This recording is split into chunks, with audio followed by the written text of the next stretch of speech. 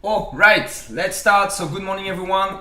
We are here live from Panama as we were all the week, and it's gonna be like that for 2 more weeks, guys. So today, of course, we're gonna first make an update on AMC and GME. We're gonna analyze everything that happened yesterday, guys. It was an amazing day. We had some very strong moves. So let's go through the price action before market opens, guys. So we have 10 minutes left.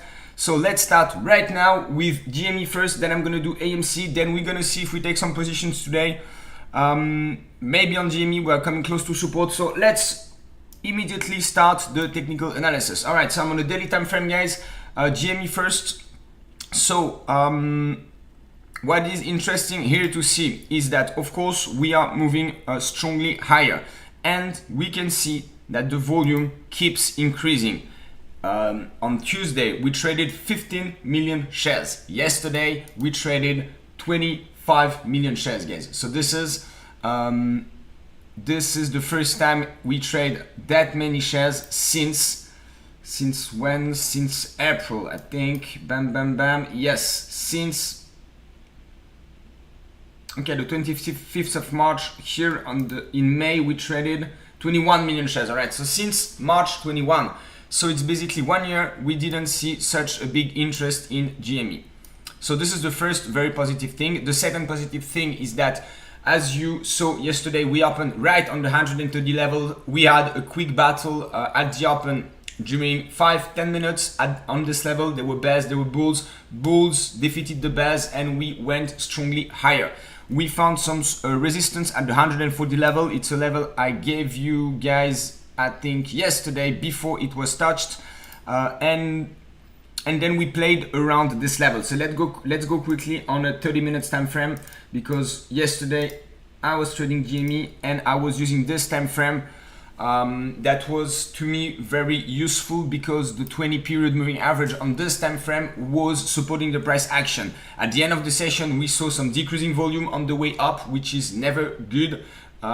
We had a little bearish divergence that was appearing on the MACD. As you can see, this goes together usually with the volume. The volume here was very big at the open, and then the volume were fading a little bit. As you can see, it's not always like that. Sometimes at the end of the session we have some strong volume coming. Here it was not the case. So we played around this 20 period moving average.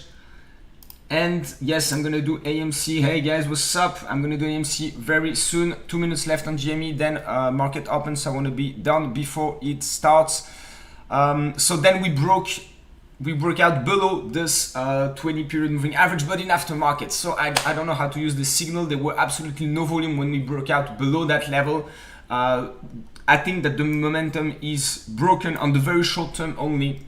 So right now, today, we are about to open down 5%, something like this, at 133.7.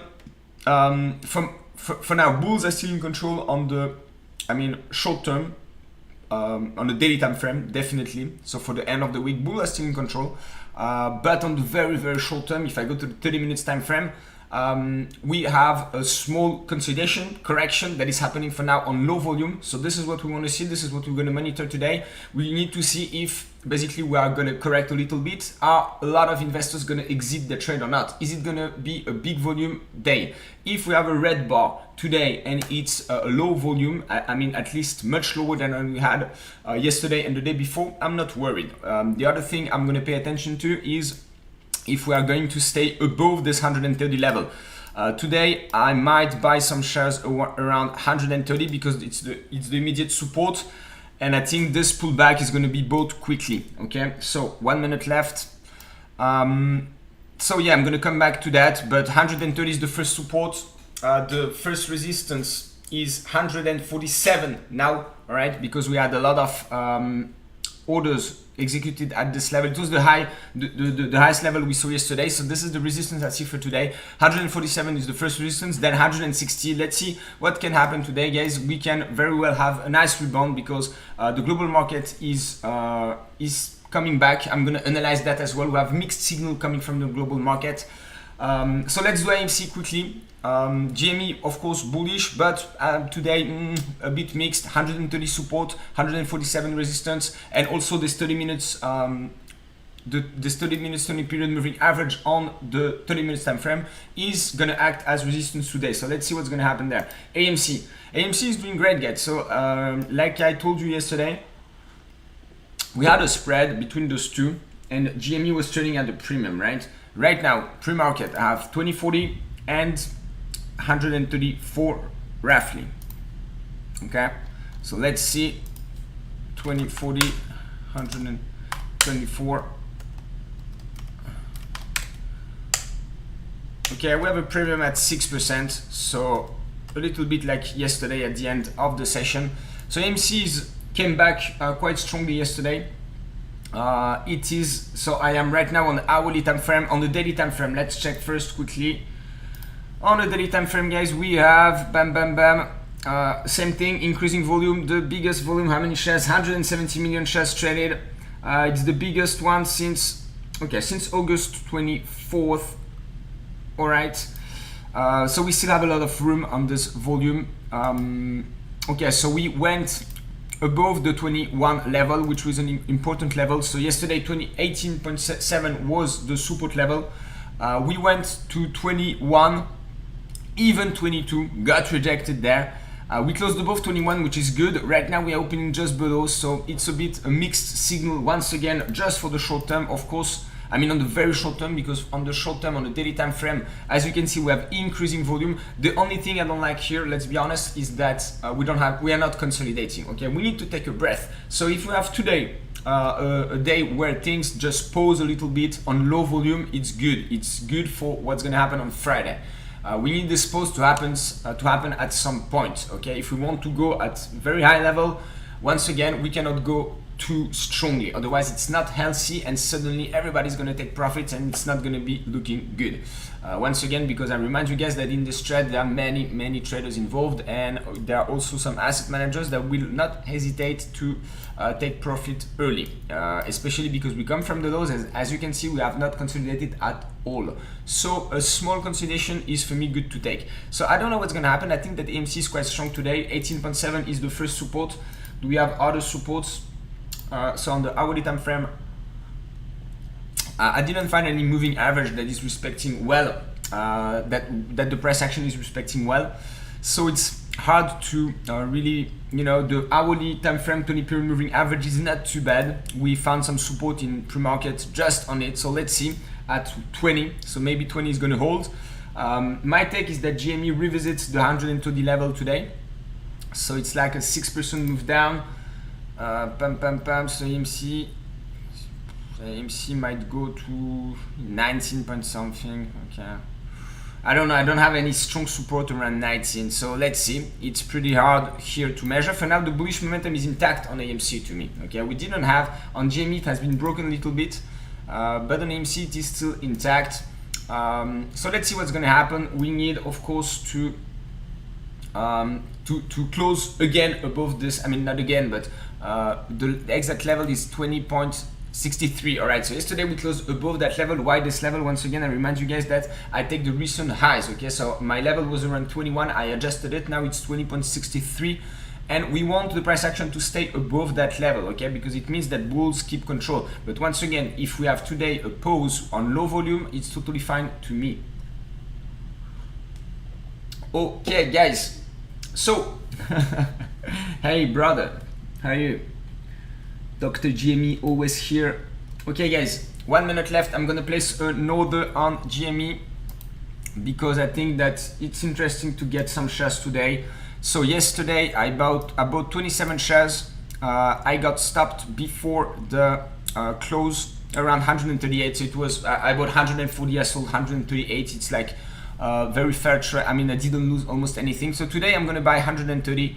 For now, I don't want to use a stop loss. I'm going to use the same position, and I need to see where we consolidate. So bam, let me place that order. So let's be precise. Okay, the exact level, where is it? We need to find exactly the consolidation, the support level. So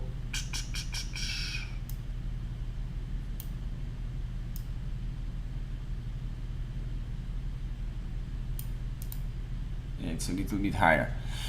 It's rather 132.6.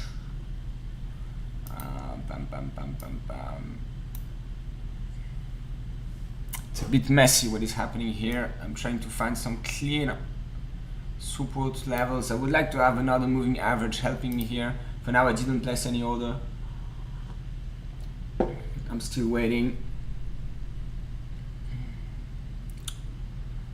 I'm trying to find another, you know, I like to place my orders where I have a confluence of indicators indicating me that we're gonna that bulls are sitting there ready to buy. So we can use fibs as okay. I have here a small method for you guys.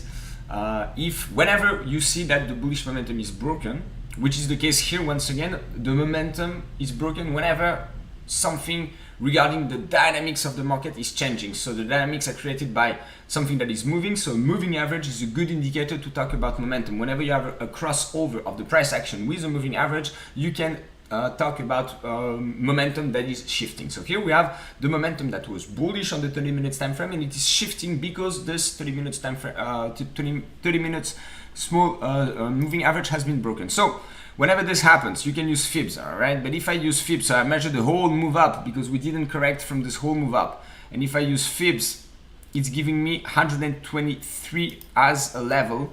So it's a bit low. So I don't like it either. But once again, at 135, I don't have much. So I need to zoom out. Sometimes the information is on another time frame. So let's quickly go through the different time frames we have, and I'm trying to once again see where we have some support on GME. Okay.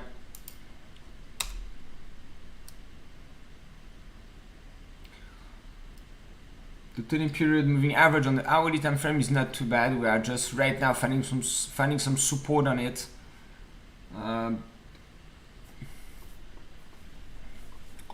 Let's see. Then I want to talk about the global market, guys. I want to talk about the US 10-year yield. The focus today is still on inflation, on the war. So we have still a VIX that is quite high, all right, 23.5. So we are still in an environment where pretty much everything can happen. So we're going to discuss all of that. But first, guys, I would like to find a good level to buy some GME. Pam, pam, pam.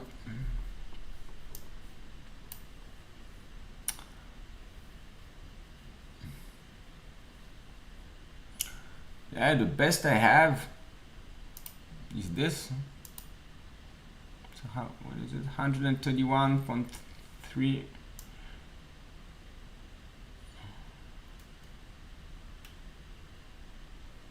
Okay, usually whenever you try to find some support levels doing that, what is good is to really pay attention to the recent past. Okay, so here on the hourly time frame, I don't have any strong consolidation. That's why waiting a little bit is not bad. Here I'm gonna wait. If I miss it, it's fine. I of course still have some GME and AMC shares, so I'm totally fine if I miss it. I'm gonna have other opportunities later. Here I don't see clear enough, so I'm not gonna take a position right now. I'm gonna wait. I want to see where we consolidate. I want to have more information. I don't see clearly enough here to take positions. So let's wait a little bit on that. Let me know if you guys have questions. Let's have a look right now at what happened yesterday on the option market. Okay, so let's start with GME. We were having a DTC, did I record it? I hope I did. We're having a DTC at 5.2, but once again, the volume is growing. So we don't need to only pay attention to the DTC. We need to look at everything that is happening, especially the gamma is gonna grow. The March 25th expiry is huge, guys. So this is gonna be important as well to check what's gonna happen there. Okay, BBIG, of course, I'm gonna have a look, guys.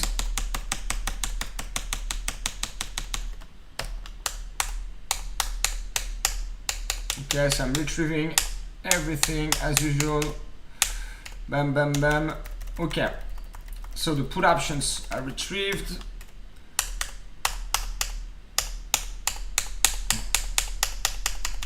Okay, the call options are retrieved as well. Okay, so what do we have here? We have a gamma that is growing, guys. Yesterday it was, let me refresh that. Okay, I'm not on the right spot. I have just 15 minutes delay with the spot, so let me just put it lower. We are slightly lower, 5%. Okay. Okay, so the gamma is 4.1%. As you can see, the gamma is increasing on the way up. We have the maximum synthetic short is at 30%. The total number of shares is 19. The total number of options is 19 million. Yesterday, if I remember well, it was 17 million. So we have 2 million equivalent shares that were bought on the option market yesterday. So that's pretty good.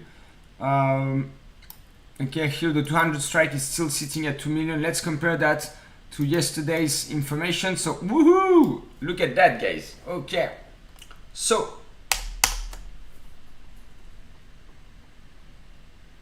what I see here compared to yesterday is the maximum synthetic short that grew from 26% to 30%.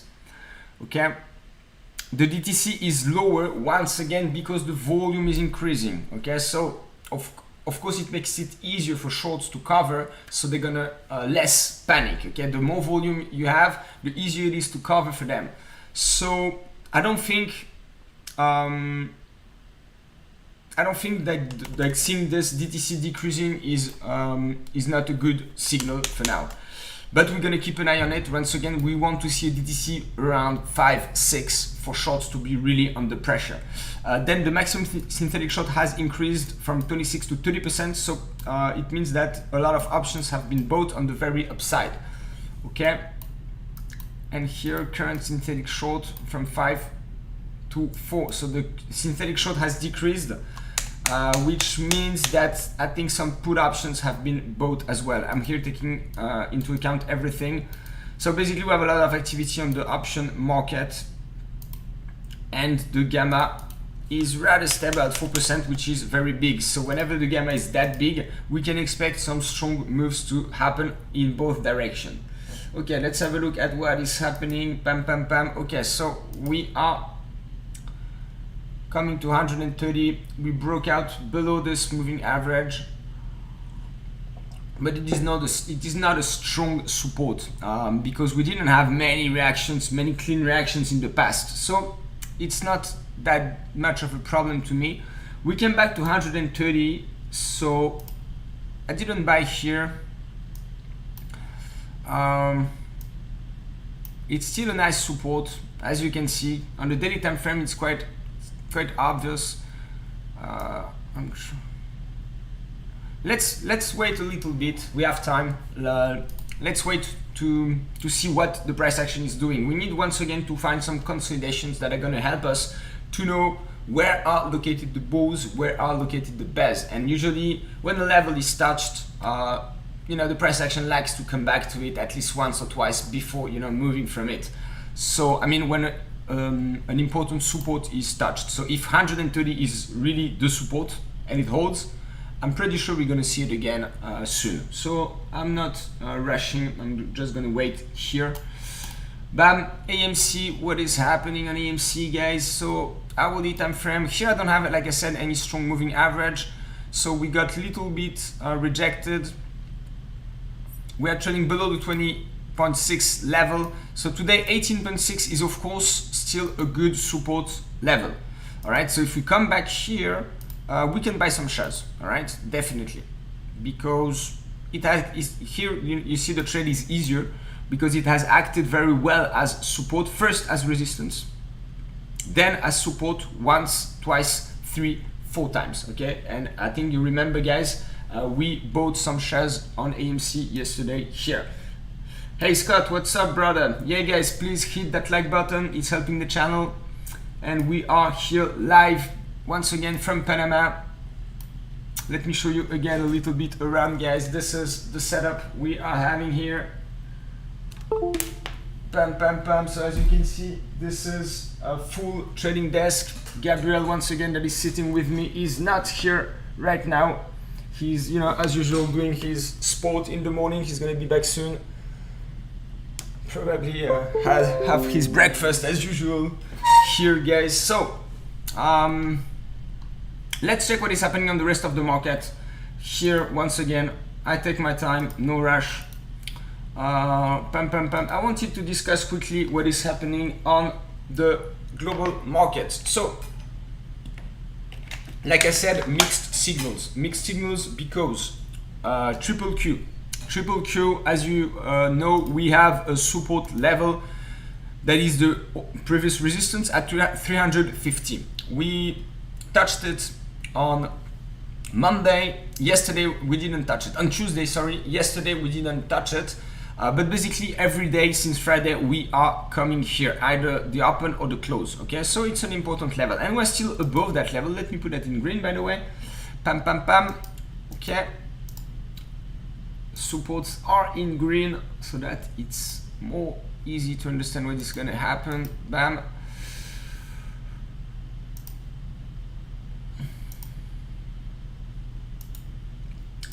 Okay, so so triple Q is still, bulls are clearly in control. We are above the 50-day moving average, so it's looking good. We needed this small consolidation here that is for now happening. We can even see a little dip. It wouldn't be that much of a problem to me. But here definitely bulls are in control. We need to see more what's going to happen. Once again, my preferred scenario is once again that we go to 370. So let's see if we're able to do that. On SPY, we broke out above this 200-day moving average, but on low volume. This was on Tuesday. Okay, sorry, here. So this is rather bullish. But once again, whenever breakout happens without consolidation, without volume, guys, that's not a very good breakout. Okay, so then we went below, we closed below the 200-day moving average. So it's not a very good signal sent to the market. It's not very bad. It didn't happen on high volume as well. But as you can see, the red volume was slightly higher than the volume the day before. But let's say it's the same. And right now, that's why it's mixed. I don't know what's gonna happen here. We were above, then we closed below. Now it is acting as resistance. We can go on the hourly time frame. Okay. And on the hourly time frame, you see we are just playing around this level. So the market likes to, just oscillate around those numbers that act as magnet. Whenever you have a strong resistance or strong support where you have a lot of volume that is involved, once again, this means that this is a fair price. This means that usually this is where the market likes to come back, and this is what is happening here with the 446 level. So my overall view on SPY and triple Q is neutral plus, okay, slightly bullish, because we arrived strongly. We took back some important levels. Triple Q is still above 350, so rather bullish, but once again we didn't consolidate, and we don't have very strong volume. Once again, on the global market, it's totally fine to see volumes like that, because once again, as I said that yesterday, but I'm going to repeat it, it's good for you to remember that whenever we are correcting on, for example, SPY and whatever ETF of the global market, of the global economy, there is panic. A lot of investors that usually don't trade arrive on the market, sell their shares, all right? Sometimes not at the right time, but whatever. And then when the market, after the market has finished correcting, it is coming back, taking back some major levels, and usually on decreasing volume. If you see that on a stock, it's not good, it's not bullish. On the stock, you should have decreasing volume at the end of the correction, then increasing volume. But on the global market, you have things the other way around. So you cannot analyze the volume the same way. But here, what we can say is that this volume is decreasing, and I mean, we need sometimes to have a big volume when we take at least some major levels. This is what is important to know if the bullish momentum that is coming back is strong or not. So for now here I don't have the signals, so that's why once again my view is really not strong for now on this, slightly bullish but rather neutral. We still have some tensions, you know, in between Russia and the United States, of course, about the sanctions.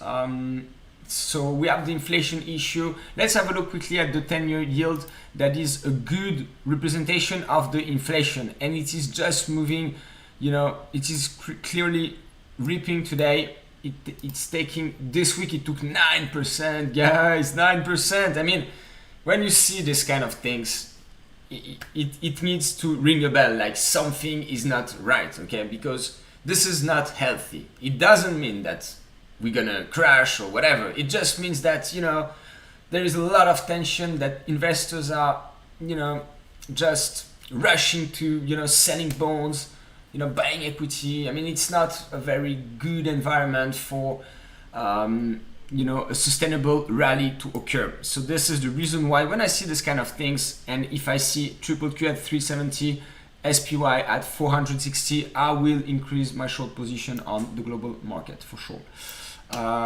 Because this is not really healthy, but we understand why we have that, okay? The 10-year yield represents the inflation, and we start to have some signals about not very good signals. I don't know if you guys pay attention to that.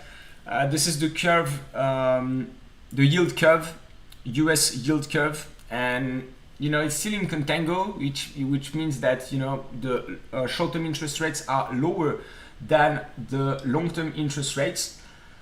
And this is the right shape we want to see on the curve, because it makes the economy easy to function. It makes, you know, money easy to borrow, business easy to start, you know, things like that. The Fed is going to have an impact on the very short term, as you are aware of. They control the Fed funds, which are the very short term, which are related to the very short term borrowing costs. The long term here, so here we have at 239, this is what I showed you. This is the US 10-year. And as you can see here, I don't know if you see well, we have a first inversion of this curve, okay? It's the first time we see that. We have the 7-year, so nobody really cares about the 7-year US yield, but, sorry, what did I do?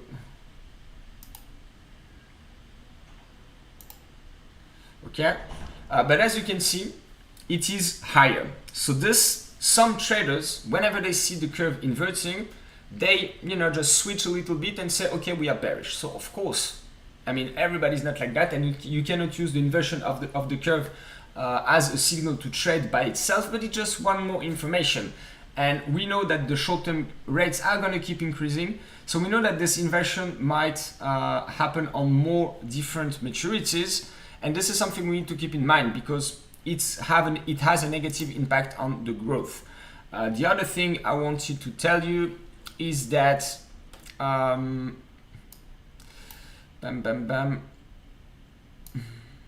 yeah, we have, I mean, for now the global outlook is not very good to me. Disinflation is also weighing on growth, and it is the first time in what, 20 years that we have you know, a negative impact on the growth, once again created by the war. The war is not good for business, created by the inflation, because whenever you have inflation, this has a negative impact on the growth, because the real return of your business is lower, because you need to adjust it compared to inflation. So basically the growth you think you have is lower than the real growth you have, you know, something like this. I mean, economists have often debated about, is inflation good for growth or not? A little bit of inflation is good, but too much inflation is negatively impacting the growth. Okay, you can have a look at articles about that if you're interested. But this is what I personally use as an information. You know, whenever we have too much inflation, it's not good for the economy. Okay, so inflation needs to be controlled. This is the reason why the Fed is actually raising the rates, the Fed funds, to control, you know, this inflation. They try to slow down the economy. Okay, this is what they try to do. I mean, this is what they're doing, and they don't have a choice. and they know that if they don't do that, inflation is going to have a very negative impact on the economy. So they prefer to raise interest rates, which is having once again a double impact on the growth as well. It's more difficult to do business than not. But we are in a situation where we have a war, and it is once again which is itself having a negative impact on the growth. So basically we have three different reasons to think that the growth is going to be impacted negatively this year, and which is not good. And we see the market is still rallying, so that's why I'm still a little bit worried about all of that. And we are used to see the Fed, you know, just coming and saving the economy whenever it needs to. But guys, for the first time, they cannot do it. For now, we have a very strong labor market, and they feel confident to do that. Fair enough, but we need to keep in mind that they are not able to undo what they are doing right now. Now the rates need to go higher. So I hope the economy is going to hold well. I hope the labor market is going to be good. But we have a few reasons to believe that all of that is, you know, at some point might create some things that are not good. And if this happens, the Fed is not going to be able to lower the rates like they want. Okay, so let's see. It can, of course, very well. Everything can be, of course, very well under control. The situation can be solved. We need to control inflation. So if the war is, you know, calming a little bit, and we see the commodity prices going lower, this is going to be good as well for the economy. It's going to be good for the inflation. We need to control inflation. Okay, this is the main issue we have for the coming year, 2 years, even 3 years. All right, and this is the little game the Fed tries to do, guys. So. Hey Vernon, what's up, brother? Yeah. All right, so I'm talking right now about commodities. So let's have a look at the commodity prices. First, let's have a look at the VIX. You know that I'm keeping an eye on this since I started to do some lives with you guys, and because it's, once again, I'm a volatility trader, ex-volatility trader, and the VIX is representing the fears, representing the tensions that we can have in the market. And a VIX above 20 means anything can happen. It's a simple rule, but trust me, it's working pretty well. If you have a VIX below 20, it means that everybody is kind of, you know, agrees on the direction. If you have a VIX above 23, we can have strong moves up, but we can also have strong moves down. And even if a support is, if a resistance is broken, like we had here on SPY, it can very well fake out, and, you know, for no reason, because there is tension, there is fear, there is volatility. When there is volatility, it's much harder to, you know, predict market movements. It's always hard, of course, and there is no way to be sure of anything, but the increased volatility makes things even more difficult. Okay, so this is the reason why I'm neutral on the global market. I mean, slightly positive. Then I will do BBIG, guys. I wanted to check with you the commodity prices, because, as you know, it's important to keep an eye on it, because the commodity prices today impact inflation. Inflation impacts the Fed policy. The Fed policy impacts the growth. You know, this is all related. So let's have a look at that. I think that oil is still going higher today. Okay, then we're gonna see what Gabriel is making today. I can see we see some green on his PNL, so that means I think that oil is going higher. Bam. I think it's silver. Okay, I think it's silver too, because it's not gold. It's not oil. Oil is down 1%. So let's analyze quickly the situation we are having here. Let me know, by the way, guys, if the live is good, because I see that on my side we have some weird things lagging a little bit. So please let me know if you see everything well, or let me know the other way around if you see any issue with the sound, with the image. I will restart it quickly. Let me know. For now, oil, like I said, so 115 is a natural resistance. Okay, let's go again through that together, guys, because this is one more indicator that you can keep an eye on to try to, you know, make your list of ingredients, see what you need for bull market to be really strong. I mean, for the probability of a bull market to be high, there are a list of many ingredients. I'm giving you some VIX. I gave you some levels on SPY, on Triple Q. I told you about a strong volume day above a major resistance. You know, this kind of things that are some ingredients that we need to see all together. And whenever you have, you know, I don't know, amongst your ingredients, let's say 10 ingredients, you have 8 of them that are here, it's good enough to have a strong view. Just one thing quickly, Yeah. you know, on this gold silver position, Yeah. I think right now on my side, I like the ratio, so Yeah. I'm gonna hedge some of it and take profit. Okay, interesting. I don't know at which level you entered, but because I keep putting in and on and off, Okay. like right now, I think for me it's a good level to take some. Okay, so I remind everybody what is happening, because maybe you didn't see what we did on Monday. Basically, we entered silver, and Gabriel is having a position. He is long silver, short gold. He's, you know, building a position like that. He's increasing. He's taking big sizes, and he's increasing this position if the spread is widening. Okay, and right now he thinks that the spread is good enough to tighten. Exit some of his position. So let's have a look. Not all, Not just all. a bit, because as I say, I have a large position. Okay. So I'm happy to take profit sometimes on the way, and then if it goes back against me, then I can add more. Okay, that's good. So how much money you make today? I mean, on the PNL, I'm 22k. Okay. I want silver versus gold. I'm about 12k. Okay, so $12,000 on one trade, one position that he's keeping, you know. This is good for you guys to know. Once again, the reason why I'm showing you a little bit what Gabriel is doing is because he's a professional trader for the past 10 years. He has worked for, can I say? Yeah, go ahead. For Merrill Lynch, for Bank of America. Yeah, Merrill Lynch. And the way he's trading is taking spreads. Okay, everything that is, getting out of the usual level that is usually happening on the market is a reason to take a position. So for example, gold versus silver, and this is a little bit what we have done yesterday between AMC and GME. I remind you guys, we bought some AMC, we sold some GME. The spread was at 15% when we did that. Okay, the way we've done that, let me show that again, is that we found some levels of equivalence. For example, 87 is equivalent to 14.5, 130 is equivalent to 21. We found those levels because we checked in the past how much volume was trading there, and we saw that those strong support or resistance attracted a lot of volume, and whenever a lot of volume is printed on some levels, you can consider that this is the fair price of those two assets, if the correlation is high enough between those two, and here it's the case between AMC and GME. And for gold and silver, you can do pretty much the same kind of things.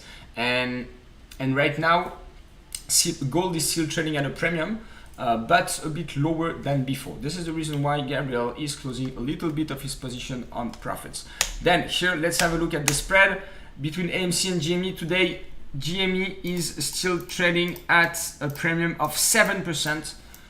So once again, I think that this is coming from the option market that, as you guys saw, is very animated on GME, more than on AMC, especially coming from the 25th of March expiry options. So I think that this is going to normalize maybe on Monday, all right, or next week, because next week there's not. And okay, let me just finish the reasoning. We have. So let's check the chart quickly. Okay, the reason for GME, I think, to make those strong moves is once again the gamma. So I'm not sure where the gamma is coming from. Some of you told me it's Citadel trying to create a bull trap, maybe, but the fact is that we have a lot of gamma. Whenever you have a lot of gamma, moves are amplified, right? Because option market makers need to buy on the way up, sell on the way down, okay, to hedge their short gamma position. So this is the reason why I think GME moved stronger than AMC. And whenever the gamma is not going to be here anymore, things I think are going to normalize, all right? Because we saw that the spread happened on Monday. Okay, on Monday, GME moved by 30%, AMC only by 15, roughly. So we had, and before that, they were trading at the fair level, the fair ratio. So so right now GME is still trading at a small premium. So there's going to be a catch up from AMC. I hope on the way up. It can also be on the way down. So let's see. Once again, for now, we didn't take any position today because it was unclear where the support levels were. So let's quickly have a look again. Yesterday we were jumping from the 15 minutes time frame to the 30 minutes time frame. So let's do the same thing today. So as you can see, okay, for now, for now we have one candle on the 30 minutes time frame. It's a red one. But what I like to see, guys, okay, let's analyze everything. We are here to make some technical analysis. I'm here to show you, all the different techniques that you can use to build your view, to know a little bit what the market can do in which situation, build your scenarios associated with some, probabilities, things like that. And here the first information we can have is the volume traded yesterday at the open, okay, and the volume traded today at the open, okay. So the candle has just finished. So what did I tell you at the beginning of the video, guys? I told you that a small correction, small consolidation is totally fine as long as it happens on decreasing volume. For now, this is exactly what is happening. We have twice less shares traded today at the open than yesterday, and it is moving down, which means that there is some profit taking, definitely, that some bulls lost a little bit of money, but much less than the ones that made money the day before. All right, but I mean, we are at the same levels, so the reasoning doesn't really apply in terms of P&L, but rather in terms of dynamics. And we can see that we are correcting on lower volume, which is good. We want to see very low volume on red days. This is what we are looking for strong and healthy move up. Okay, so I didn't finish my analysis on the oil, so let's get back to it. Bam. Okay, then I'm gonna check BBIG. I'm gonna check whatever you want, guys. We're gonna have a look at silver. We bought some silver as well. Okay.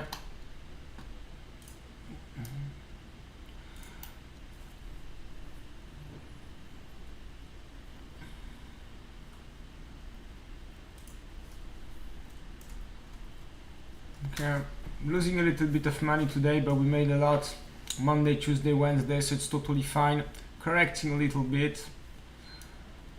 I'm checking my positions quickly, guys.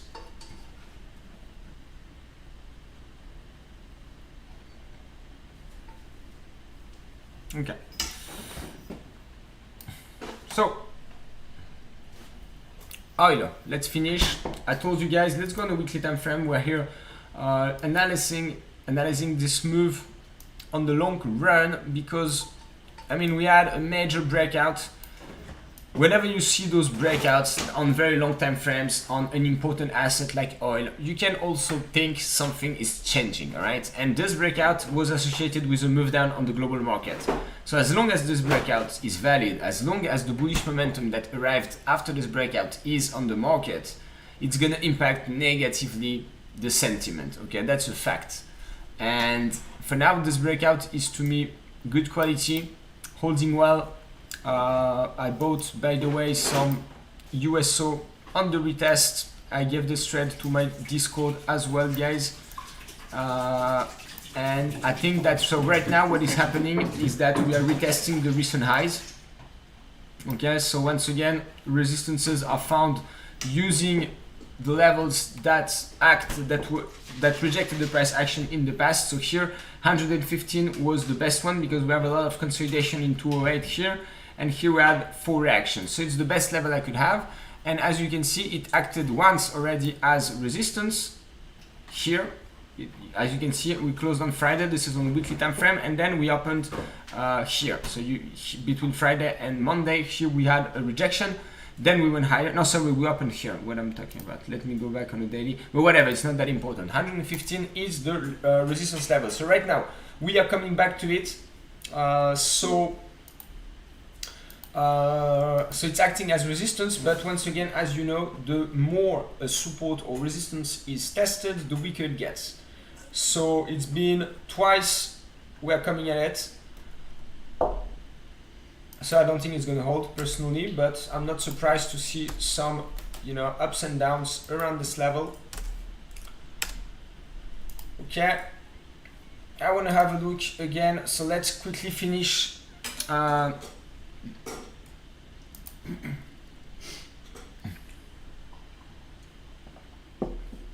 So let's quickly finish what is happening on the oil market. Once again, I know that you are very interested in AMC GME, but as you start, I mean, as you understand, and because I'm talking of it for quite some time, and I mean, it's pretty obvious, everything is related. So the commodity prices are impacting the global market.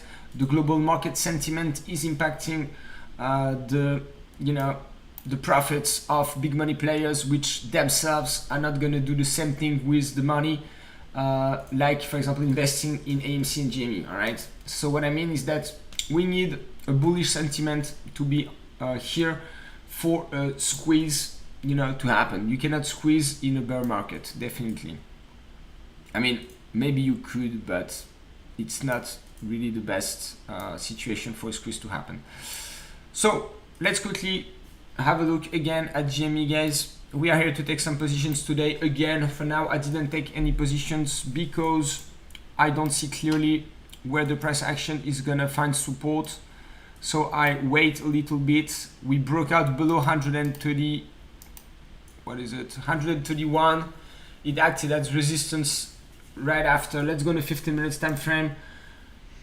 I think we're gonna have, you know, a neutral day. We're gonna make some ups and downs, oscillate around this 130 level. It's not really a good day, you know, to do some day trading, because once again we lost the strong momentum we had. So we need this momentum to come back, and then you can ride the wave again. Okay, but today I think it's a bit risky to do that.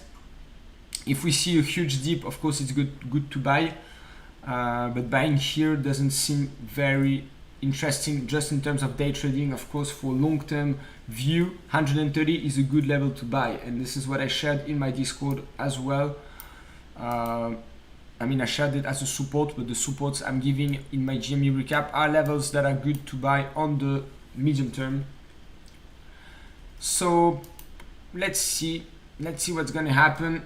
Let's go back on a 30 minutes time frame, because once again, what we can do today, okay, let's do something. If we see GME taking back the 30 minutes time frame, the 20 period moving average on the 30 minutes time frame, which is right now at 137.6. Let's say that we try to enter on a retest of this level, because this is the best moving average we have.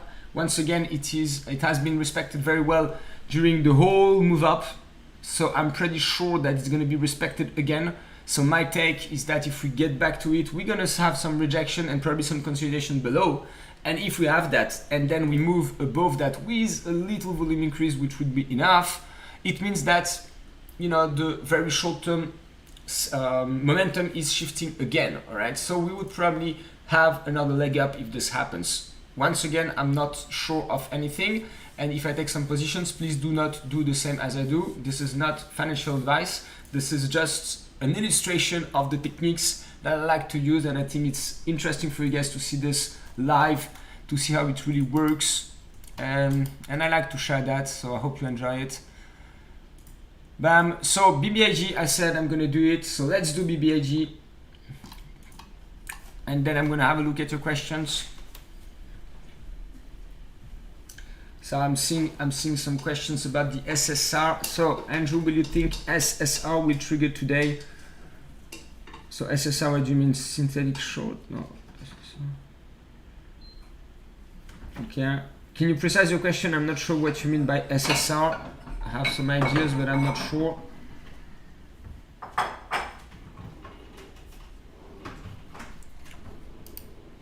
Okay. So BBIG, we said. So, okay, we're still consolidating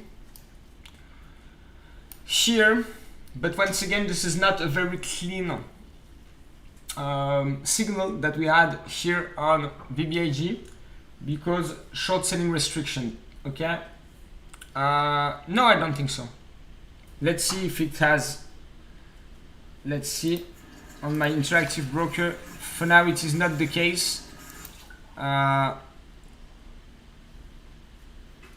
don't know, maybe. I have no clue, let's be honest. But I don't think we're in a period yet where things are totally, not under control. Alright, so once again, things start to be hot, but as you can see, the DTC is not, close to 6 or 7. There is a lot of gamma, okay, that's for sure. This is the parameter that is the hotter amongst all the squeeze parameters. The gamma on GME is massive, okay, so this is one reason to think that some crazy things can happen, but the other parameters, they're not that hot. They are hot, definitely, all right? We're talking about AMC and GME, so it's very, those parameters are already quite important, even if they're not at the highest levels we've seen them. Let me check AMC quickly.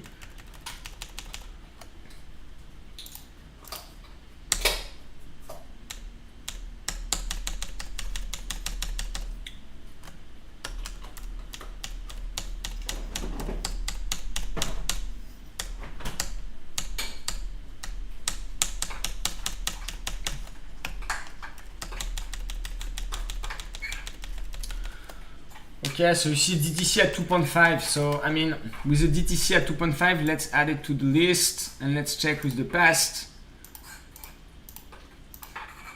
Okay, I didn't add it yesterday, but whatever. You see 2.5, guys, so it's growing.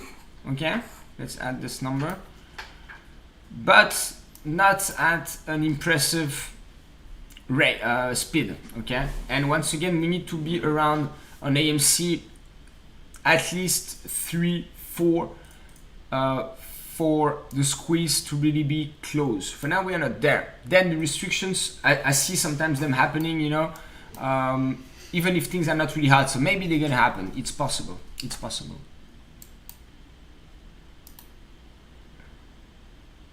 Okay.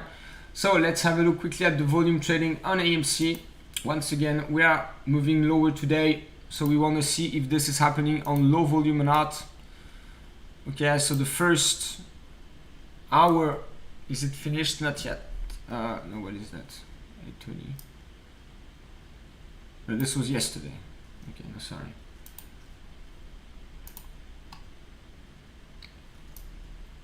Okay, so same thing, guys. You can see the volume is much lower than yesterday. So no big deal here. Maybe we're gonna revisit the 18.7 level today.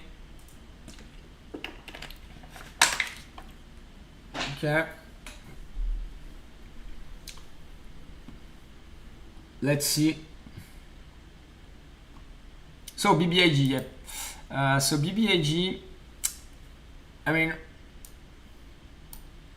we are still, nothing is happening here, right? So we are still kind of bulls are keeping control. We can see that we are consolidating. Hey bro, we can see that we are consolidating, and once again, whenever we consolidate, we want this to happen on lower volume, which is the case here.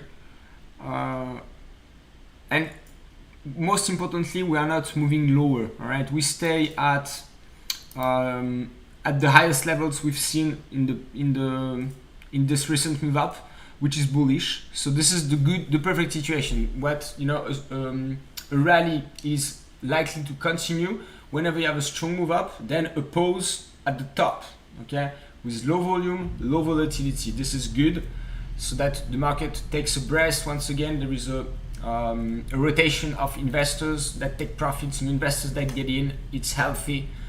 And then you have a breakout on increasing volume. Okay, this is the perfect situation. So here it looks a little bit like that on BBIG.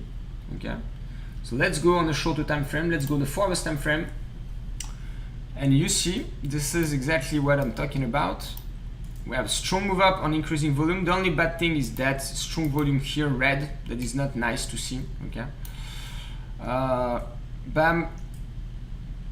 then here we have some, okay, we have a little bit things that are not good. Here you see the market tried to push higher and got rejected, so that's not good. That's created a bearish divergence. Once again, a bearish divergence occurs whenever the momentum is shifting down because the market is making a pause, but the price action is going higher, which means that bulls are trying to take back control and they're rejected. Okay, if we are correcting and not making any new highs, then it's a correction. But if we are making lower highs and suddenly higher high, but the momentum is not kicking in, it means that bulls made an attempt to take back control and got defeated. All right, that's how you can interpret a bearish divergence. So it's not good to see. So this is the little bad things I would say about this move on BBIG. Okay, but the positive thing is that bulls maintain strong pressure on bears by keeping the price action at very high levels compared to what we've seen in the last week. Okay guys, so what else can we have a look at today? Okay, we can have a look at the Russian index if you want, because I think I'm keeping an eye on that, because as you guys know, Russia, as every country, has some debt. The debt of Russia is not very high. I think they are around 20-30% of the GDP. I'm not sure. You maybe go and check. But what is happening on the stock market is, of course, going to impact their economy. If the stock market plunges totally, which for now we lost 50%, 60, then we bounced yesterday, it's going to make things very difficult for them to pay back the debt. They have some big payments to come in April. So of course, for example, if you see the Russian index dropping by 30%, it is just increasing the probability that they default at some point. And if they default, it's a very big country with, even if it's not that a very big economy, it's still much bigger than any other countries that has defaulted in the past. It would create substantial tensions in the stock market. So we don't want this to happen. So that's why I'm keeping an eye on that. And for now, I just have a basic trend line on the MOEX, guys, and it has been broken on increasing volume. All right, so that's not good. Now we're coming back to it. We found some resistance on it. So let's see if we get rejected, which is likely to happen, let's be honest, because of the situation. We might drop again, so we need to see what's going to happen. Even if we drop very strongly, guys, that will not be looking good. All right. Okay, so it was just a quick one. Let's have a look at Bitcoin, guys. So we checked that yesterday, and I don't know if you remember what I told you, but I said that 42 is support, 43 is resistance, and a scenario where we oscillate between those two on low volume is likely to happen. And this is what we're having for now. Okay. So we are still stuck a little bit in this range, and you guys know that whenever the market is trapped, not trapped, but just is consolidating in a tight range, at some point on low volume, at some point we have some explosive moves that arrive. So I'm not saying it's ready to arrive on Bitcoin. I think we have a few more days to come. But at some point, this market is going to move strongly. So let's see, and probably on increasing volume. So we have a good situation for example, a bullish signal to happen. I think that right now the Bitcoin investors are in a wait-and-see mode, looking at what is happening in the rest of the economy, looking at what is happening, of course, on the equity market. You guys know that this is all related. It's the correlation between the equity market and the crypto market is very positive. Whenever we have a market crash, the Bitcoin is not a safe haven yet. Maybe it's going to become one day. For now, it is not the case. So so that's the reason why I think Bitcoin investors are still, should we go, should we not, is it the time? For me, it's not the time. Once again, I'm looking for a massive volume increase with a breakout. So you need to have those two signals combined, all right? A breakout with that volume is not a good breakout, and a volume increase just random, without any consolidation, without any clear resistance line where we know that bears were located, is pretty much useless, okay? It's just creating noise. It is not a good signal to get in. So we need to have the combination of those two, a good trend line with a nice consolidation that is making the bear camp very visible, and then a clear victory of bulls with increasing volume that shows that they are back in control. And this is what we are waiting for on Bitcoin for now. It's been what, guys? It's been four months we are correcting. It's pretty long. Okay, I remember when this all started, I told you that the correction will last. I think I was talking about 6 months. You can go and check my videos on my channel, still here. My views unchanged.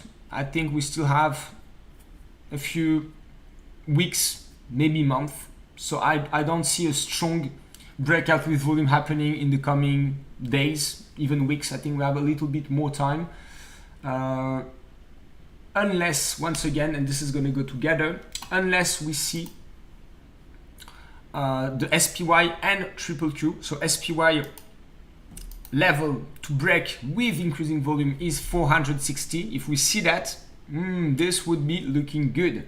And on QQQ, the same level is 370, guys. So if QQQ goes above 370, SPY goes above 460, then maybe we can have this, strong move up with volume on Bitcoin. I think this is gonna go all together, and also we're probably gonna have, if this happens, we're probably gonna have, some very strong moves happening on AMC and GME, probably close to the 30 level on AMC, close to 160 on GME.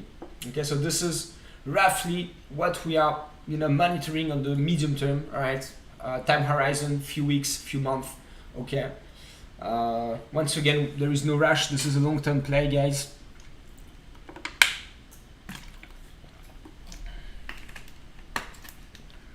Okay. So for now, what is the market doing? So SPY is still, stuck in this range. Nothing much. Okay.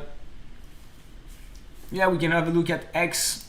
Once again, I did the oil price. Oh yeah, we said silver and gold, so let's quickly have a look at that. Okay. Mullen, just very quickly, not moving much, still stuck between 3 and 360. Yesterday I said that 3 is a nice support level that can be used as an entry, not financial advice, of course, with a stop loss around 280. Something like that is a trade that makes sense now that we're consolidating there. So let's see, bam, what else? Yes. So silver and gold. Let's check SLV first. So it's not silver, it's the silver ETF. Woohoo! Plus 2%. So we bought here, guys, on Monday. So we are now positive on this trade. We hesitated to add up more here. Okay. We should have. Now it's probably gonna just keep increasing. I think that the second wave pullback is complete. So let's quickly see what we can expect here. Okay, guys, so we had this correction that lasts for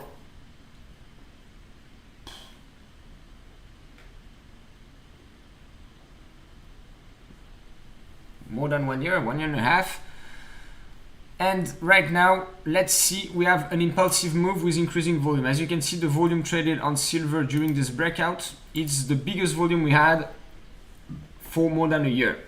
So this is telling you that something is up. Then whenever you see that, you need to ask yourself, are we moving in 5 waves or are we moving in 3 waves? Because as you know, corrective moves usually happen in 3 waves, whereas impulsive moves, which are the beginning of a longer term bullish cycle, if it's on the upside, usually develop in 5 waves. So here we can just try to count the waves. It's of course not an exact science. It's just one more thing that we can take into account in our analysis. So what do we see here? For now we are moving in 3 waves. Okay, so I think this is a 4th. So let's see if we're able to make a 5th. If we're able to make a 5th close to the 26 area, then we can expect a pullback maybe, and then probably more upside to come. So let's see. And by the way, on SPY I'm doing roughly the same kind of, I'm using the same kind of technique. Here, as you guys know, we are monitoring what is going to happen around the 460 level if we're able to go there. So we did a 1, 2, okay, already in the last move up on SPY, guys, daily time frame. We are probably doing a third wave. So once again, third wave need to involve huge volume. You guys know that. But as we come after a correction that was a bit, you know, hard, we know that the volume is slightly decreasing. So we can accept the third wave doesn't involve a very big volume, but we need to see at some point some big volume trading here. Then we're probably going to go to 460 and correct if this happens. And then, only then, if we manage to bam, go through that level with a lot of volume, because here the volume would decrease and here we can have this volume increase in the fifth wave. If we don't have in the third, this would be the signal that things are looking really good, okay? I personally doubt we see that, okay? Let's be honest. I'm more thinking that right now what could happen is we go to 460 and we get rejected. Once again, because of everything I told you at the beginning of this video, because of the inflation, because that is impacting the growth negatively, because of the Fed that is not able to lower the rates to boost the growth, boost the economy by reducing the borrowing costs, and by the war that is you know, just not good for business, not good for investors, you know, to just want to spend their money. Because whenever you, of course, the war is not touching us directly. I mean, you know, I'm French, so I'm very close to the conflict, but still the conflict is not in my country, especially now I'm living in Panama. You guys in the US definitely, you know, are not directly impacted at it as well, but let's be honest, it's in everyone's mind. We all discuss it, we all think about, do you think a third world war could happen?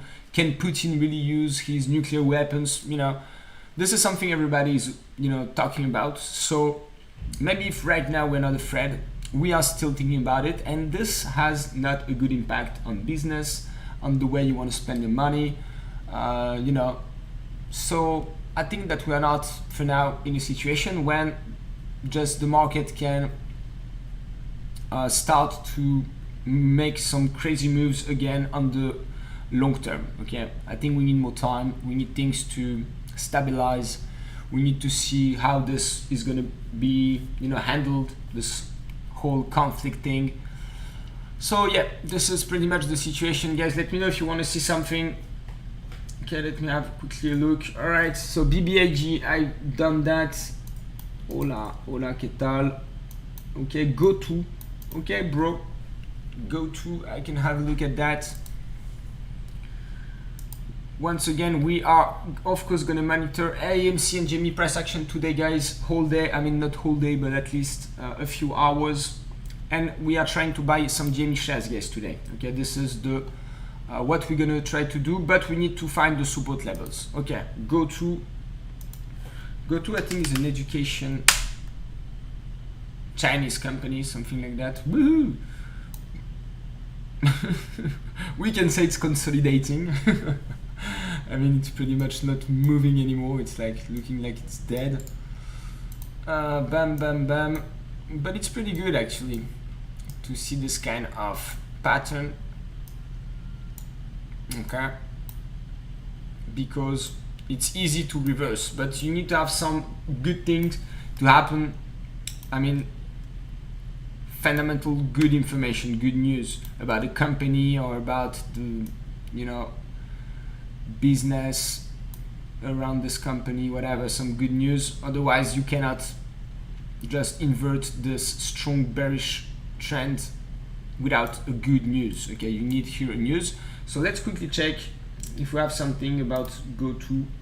I'm gonna go quickly on that because I don't know if it's something everyone wants to see, but it's still interesting to see how we check all of that.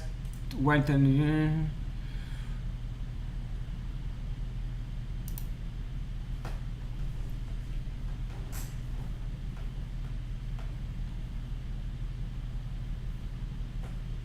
okay, it's just the Chinese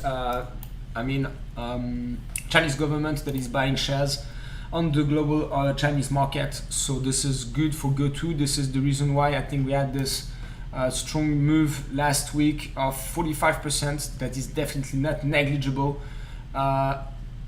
It happened on increasing volume, which is pretty good as well. Let's check on the daily time frame what we have. Okay, so let's do some technical analysis here. Let's try to find where are the resistance level. This trend line is definitely useless. Let me get rid of that. Bam, bam, bam. I'm trying to find some area of consolidation, some area of resistance. I don't see anything obvious here. The price action is a little bit disorganized, so I don't know what to think. For me, bears are still in control. We had some nice move up, true, but we had that all the way down, guys. All the way down. We had sometimes the strong moves up happening, and then bam, it was trading lower again the next days. So I don't know. Way too early for me to get in that. I would like to give you some levels, but I don't see anything very obvious. I would say maybe here it looks like a good pivot that we need to take back for bulls to be in control again. So I would say that as long as we are below 240, 250, bears in control. Above that level, let's see. And if we get above that, we're probably going to retest it. So there is no rush to get in now. I mean, there are going to be many opportunities to get in that trade probably later. Okay.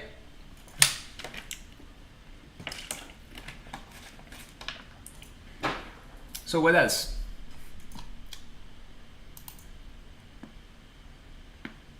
Okay, GME is still consolidating here around. We start to have some things, guys. Okay, we were looking for some information to maybe get in GME.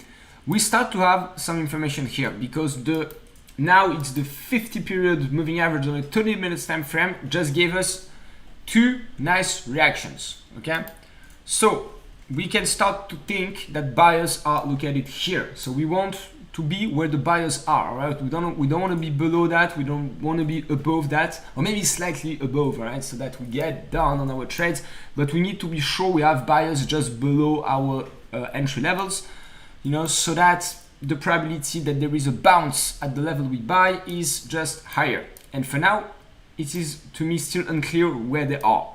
It seems a little bit disorganized, but the best information I have for now is that they're located around the 128 level. Okay, so not rocket science, as you can see. It's just where the price action was during the beginning of the day, but you need to understand why it is here and what is creating the supports, all right, so that you can follow that.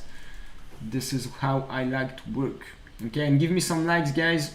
I can see 64 going up slowly but surely. Come on, hit that like button. It's good for the channel. Okay, so what else do we have? Let me have a look quickly at your questions. Okay.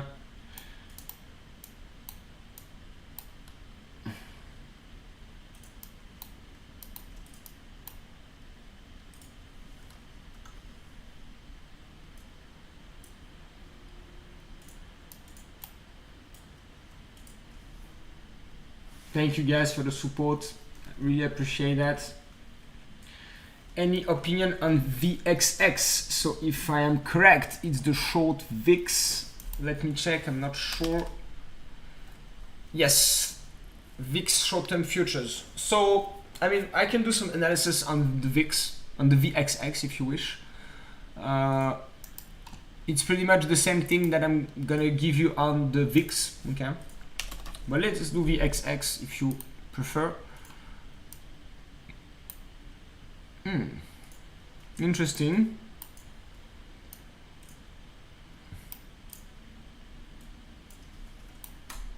No, sorry, it's not.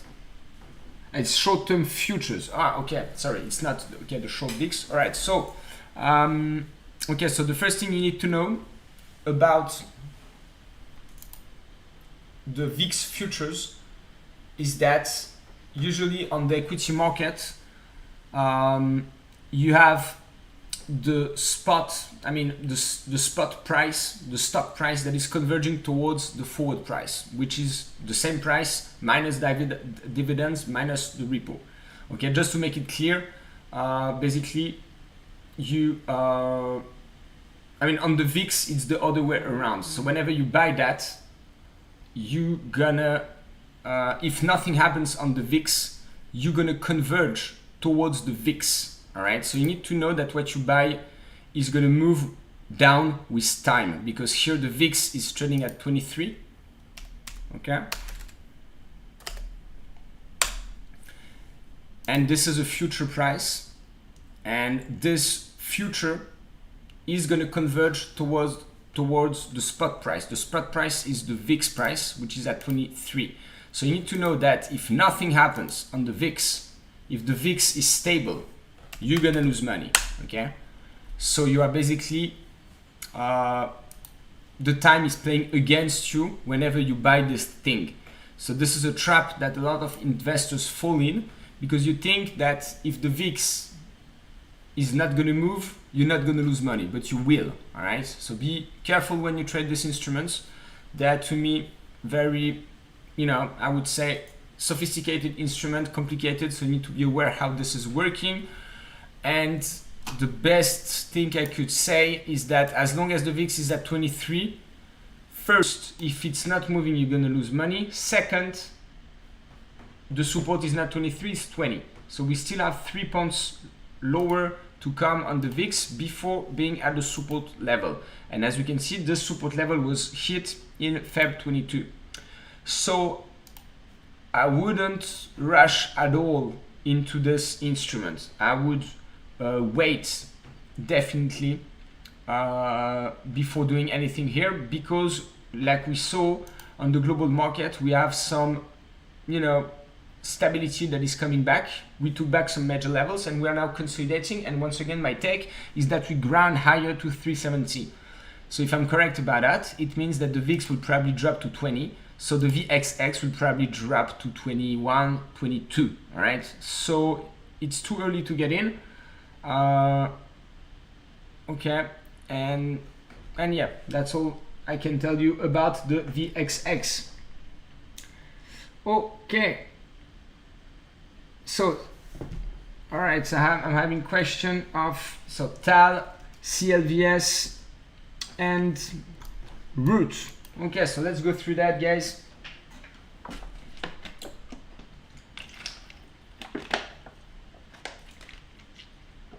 Hey Paula, the best, you here? How are you?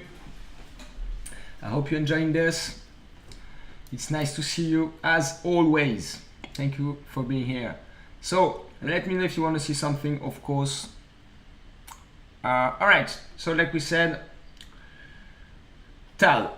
All right, so TAL. Let's do that.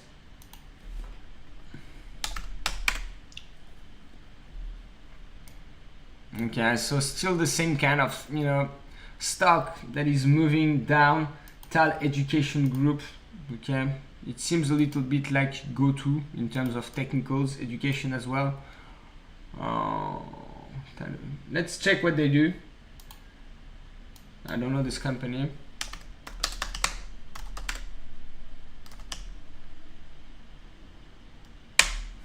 Cool.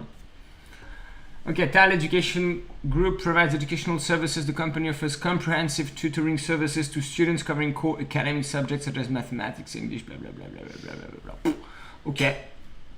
Okay, fair enough. Technically, they are not doing amazing. Volume is still low. We start to see some volume increase on the way up, which is good. But I would say that as long as we stay below this blue trend line around 360, bears in control. And even if we take it back, it's probably going to take some time to revert. Okay, the bearish momentum is strong here, and we need something strong to tackle it. All right. So nothing more to say here. Pam pam pam. We can have a look at CLVS. Okay, and then we're gonna go back to AMC and GME, see what is happening there, because AMC is coming back, guys, to the 18.7 level very soon. It has traded what level? 18.86. It's tempting to buy some shares here, guys. Let's be honest. Bam, bam, bam, bam, bam. What is the premium between those two? Still the same for now, because I prefer to buy the one that is undervalued. So here AMC seems undervalued compared to GME. Once again, the premium is 8% now. So I prefer to buy some AMC shares than some GME shares at these levels. Okay. Sorry, I lost my mouse. Okay, bam.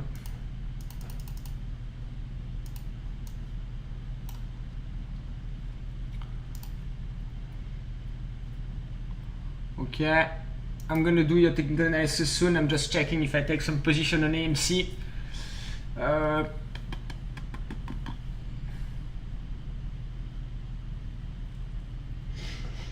It's tempting.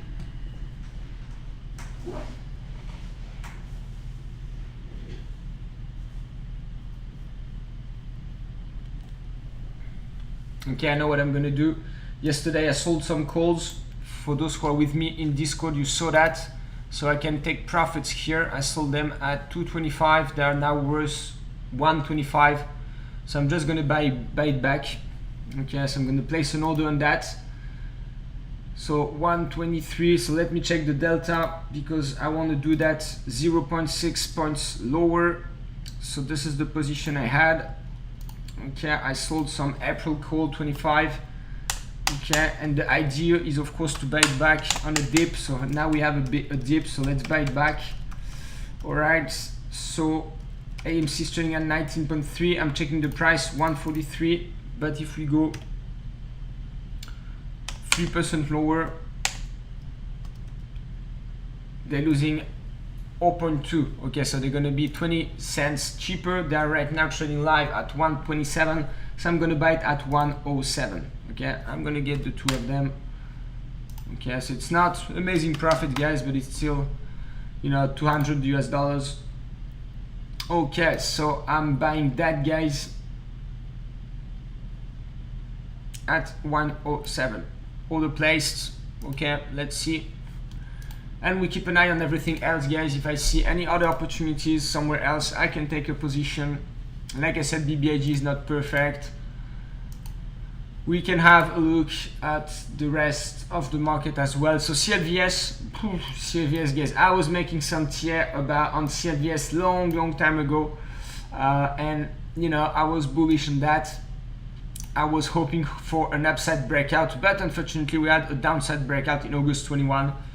Since then it's just not looking good at all. So right now, to me, there's nothing much to do here. The best thing to do is to wait and see what can happen at higher levels. I mean, you can still make a short-term bullish trade, but here time is going against you as well, because bears are in control and they're gaining ground every week.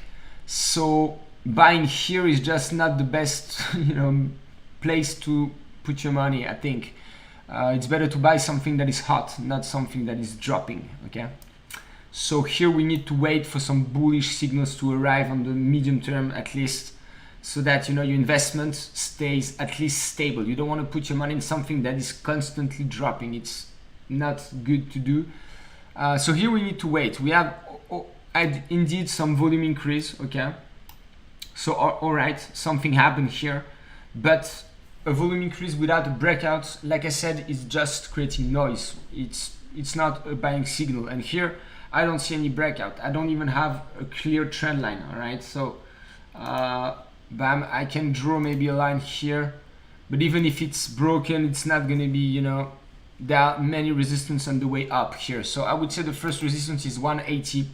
So let's see if we're able to trade above 180. If we do, come back to me, I will have a look. Okay, can you check Bitcoin? Bro, you can play back if you want. I just made an analysis about that.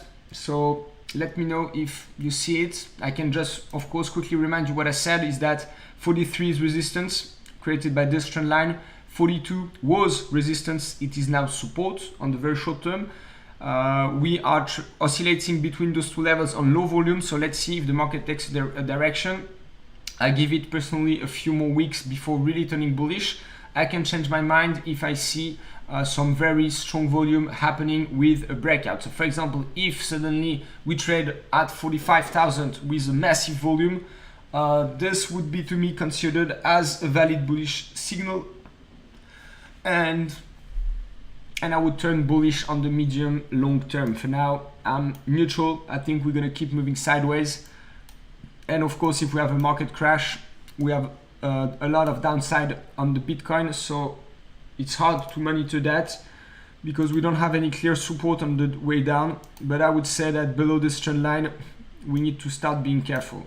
So, you know, roughly below 38, 37,000. If we go below these levels, we might, you know, revisit really the lows like 29,000. For now, we are on the other side. We are close to 43,000. So we are looking good. But once again, to me, we're not out of troubles on the global market for the reason I gave you guys before. Okay. I hope I didn't miss my AMC trade, guys. For now, of course, not executed, but it's fine. Let's wait. Okay. So Bitcoin is done. So would you take a gander at Tesla? It's hard. It's string run this weekend. Okay. So I discussed Tesla yesterday. We can have a look at it today again. Tesla is of course a very interesting stock. T'as vu que t'avais envoyé ça? Versus credit. Je t'ai envoyé un truc dans le chat. Ah, je l'ai pas vu. Non. Dans le chat ici. Ouais. Non. Je te le. I'm gonna resend you. Ok. Non, j'ai pas vu. Okay, let's have a look at Tesla, and we have some news coming from Gabriel, guys. He wants to show us something, so let's have a look at that as well. I don't receive. Ah, because there is a link. I think you are not allowed. YouTube is maybe blocking you. Ah, okay. Well, if you just go on. Well, I'm gonna send it to you differently. Yeah. It's just because of something you. Yeah, okay. Gabriel has something for us, guys. So. Karim, c'est toi ça? Okay, because we were discussing this morning, as usual, guys, when we wake up, we are traders, we discuss the news, we discuss the market, and we were discussing this morning what could happen if Russia defaults. All right, so it's just what's interesting is just the probabilities that the market is showing there. Okay, so what should I be looking at? What's the most interesting part is really basically this one. Okay, so Russia credit risk surges, all right, of course, as Putin's demands renew default fears. Okay, and the interesting part is credit default swap protecting $10 million of the government's bond for 5 years were quoted at about 6.4 million upfront and 100,000 annually. Okay, guys, so this CDS credit default swaps are protection that investors buy against a default, and whenever you know the price of this instrument, you can imply the probability of default of Russia, and this is what has been done here. That implies a 87 probability of default. Wow, so much. It's weird. Yeah, I mean, it's like almost sure they're gonna default. Yeah. But the client paid a stupid price, you know, maybe he was like really scared because I think no one wants to sell that. So that's why he paid a huge premium for that. Guys, this is a good example of, you know, the premium that investors that are seeking protection are paying. Here there was an investor that was seeking protection against a Russia default, okay? He bought a CDS. And when we check the probability implied from the price he bought, we have an 87 probability of default. Of course, we can assume it is less. And whenever you buy options on an AMC, and AMC is just rallying like now, it's the same things that are happening, because it's option market makers are not using a probability of default, they're using a volatility, and they're going to put it at crazy stupid levels because they know that retail investors are going to buy it here and nobody wants to sell it. So just a quick reminder, this is the reason why I prefer to buy shares and sell calls whenever we move strongly higher, because buying those calls is a scam that is done by option market makers, but it's totally legal because they have a bid price and an offer price, so you can sell it as well. This is what I personally do. Okay, just a small thing I wanted to show you. So here it's interesting to see that the probability of default is whatever, if it's 87% or if it is 50%, I don't know, even maybe 30. It's huge, guys. It's huge, and I wonder. So let me know, guys, if you have some view about that. I wonder what would happen if Russia defaults. Okay, I think it can be really, really, really bad, because once again, it's a big country, and I think we don't measure the impact of such an event. And I'm surprised the market is not concerned by that, to be honest. I don't see news about that. I don't know if you guys heard something about this. I think if they were to default on one of the payments, yeah, there's still kind of a clause saying they have 1 month to make it whole. I think I've heard something like this. So maybe as long as they don't default, and that basically you don't have like this 1 month kind of, you know, at the ultimate of this 1 month, maybe the market is not stressing. I may be wrong, but I think I heard something like this. That's a very good point indeed. So indeed, if there is a 1 month delay added to, you know, after they officially default, then the market is going to start to get concerned once they do that. And once again, in April, we have some big payments that should happen. So let's see. Let me have quickly a look at this article. Maybe we're gonna find some news. 1 year contract rose, blah blah blah.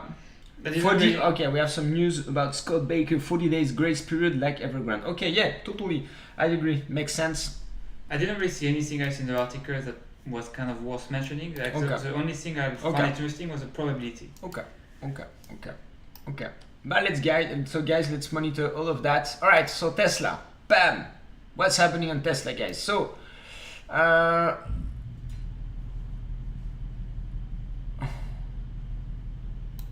So we are, I did Tesla yesterday, so I'm going to pretty much say the same thing, but maybe you were not here.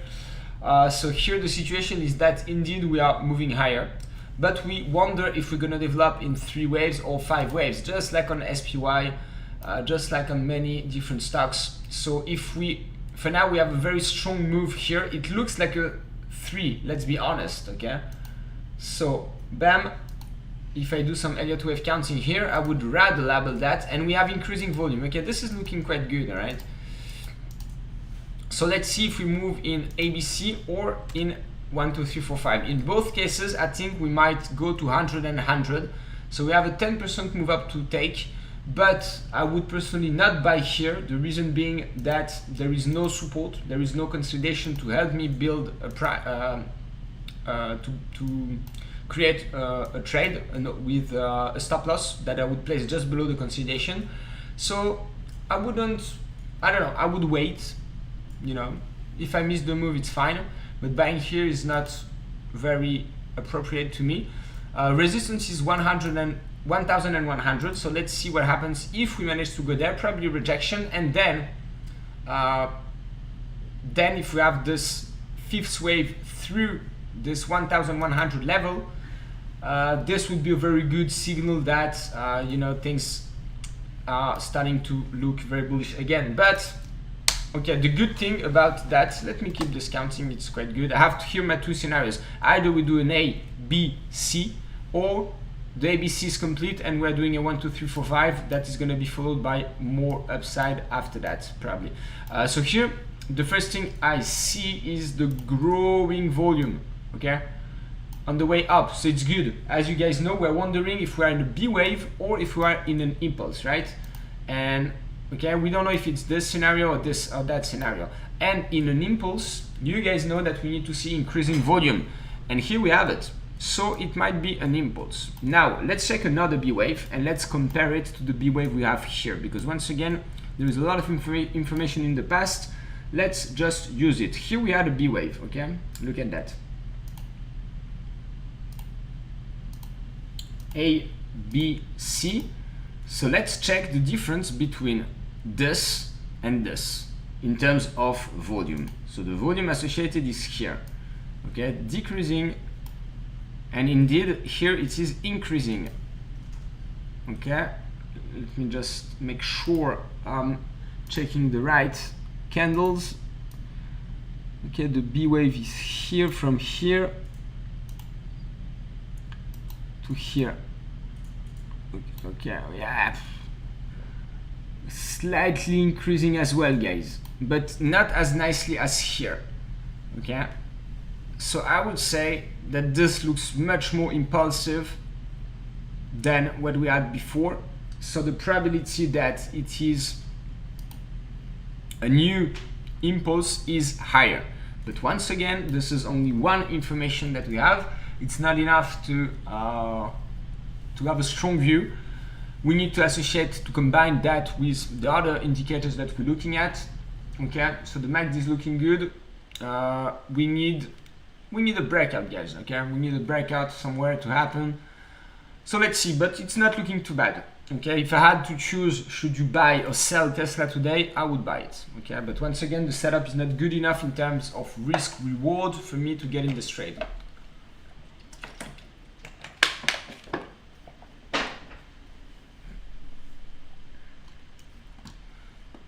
Okay, bam, bam, bam.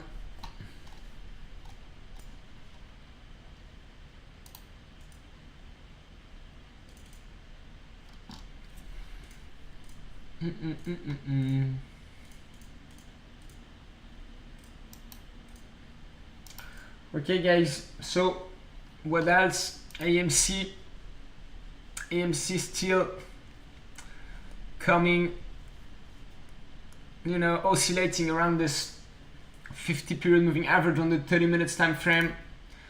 GME as well, testing this level. So let's see what's gonna happen here. Okay, oh, Bitcoin starting to move up. Yeah, I wanted to tell you, but I mean, I was looking at volume. I didn't see the volume yet, so I thought I would not mention to you. Okay, indeed.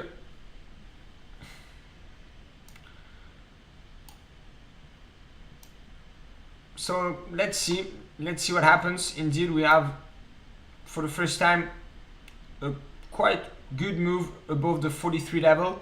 We had that actually before as well, little bit here, guys. So let's see if the signal can be good quality or not. We had this here. Okay, we have a little volume increase on the 15 minutes time frame. Yeah, but is it finished or not? We still have 3 minutes left, so let's see. you kind of have bars that are similar as if you look like where is this yeah one? Here, yeah. No, definitely, I agree. This is not a massive volume. We had this multiple times before. We would like for this first I'm looking at breakout on the 15 minutes time frame. We are talking here, guys, about the 3 months correction. So of course I'm not using the right time frame, but I just want to zoom in to, you know, see what is happening. And on the 15 minutes time frame we have some volume, but for this breakout to be validated, and by the way, guys, if you are interested to know what time frame you need to use, I'm explaining everything in my course, guys. So just go on my website, grab your course, join the community, come to see me on Discord, guys. I'm gonna share with you some trade alerts, and I'm gonna try to teach you everything I know. This is the purpose of this channel. So here, the time frame we're using is just not right. So let's go on the daily. The daily time frame is the appropriate one. You see, we start to move higher, but of course we have some volume on the 15 minutes time frame, but let's see if this volume is going to last whole day. I don't know. So let's see what's going to happen at the end of the day if we're able to close at, I don't know, maybe 43, 44, 45, 44, 45, sorry. But on the hourly time frame, we have a valid pattern here to me. Okay. What is the ticker for Bitcoin? GTBC? No. On here, BTC. No. On Bloomberg? No, the stock, the ETF. Not Bito. Bito, yeah. I think it's Bito. Bito, So let's see Bito, which is the ETF, because guys, we're here to do some day trading, so maybe we can see if there is something to do on Bitcoin. So here you can see as well we have a small volume increase. Here the pattern is not very nice. Okay.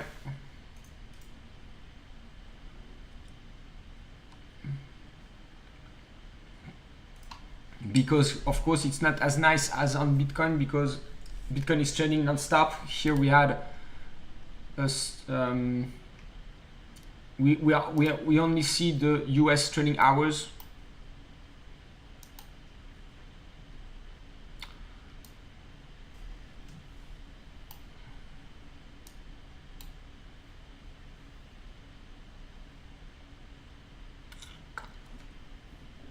Okay, let's wait a bit. Let's see if this breakout is good quality. For now, I mean, on the medium term, it's not going to be enough. During the day, we need to wait until tomorrow to see if it holds. But during the day, we can try to play it. So what we're going to do, we're going to wait for a retest, and we can try to set up an order here. All right, guys? So this is going to be the second trade of the day. I remind you, we are trying to buy some calls on AMC, 25 strike call on April maturity that to try to buy at 107. Okay, not financial advice, but this is what I'm trying to do, which is basically equivalent around buying AMC around 18.7, just like we did yesterday, which was a good trade. Okay, so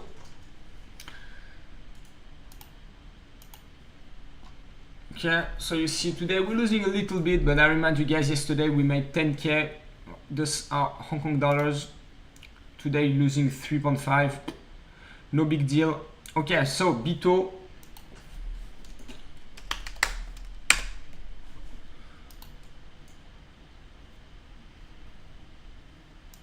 Okay, so let's try to find the equivalent level of BITO. Okay, it's 27, all right.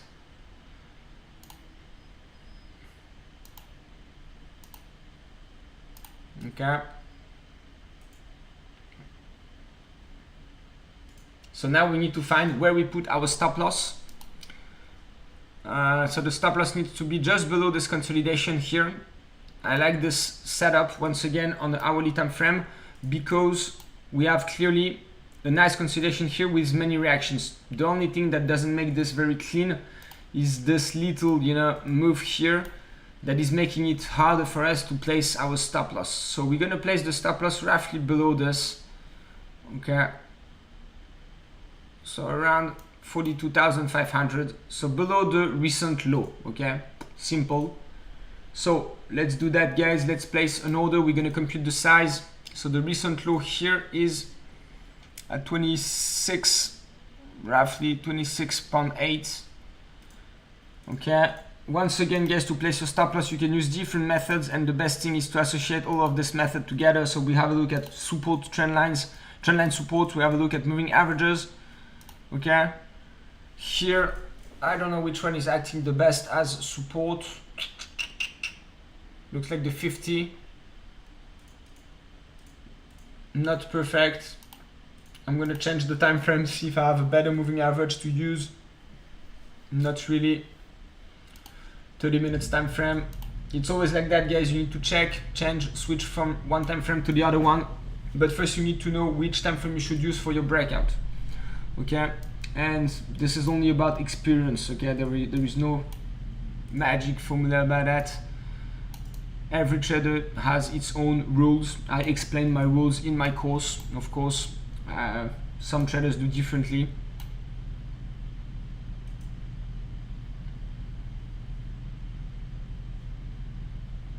I want to take some leverage, guys. So I want to have a tight stop loss. All right. So I think 26.8 makes sense.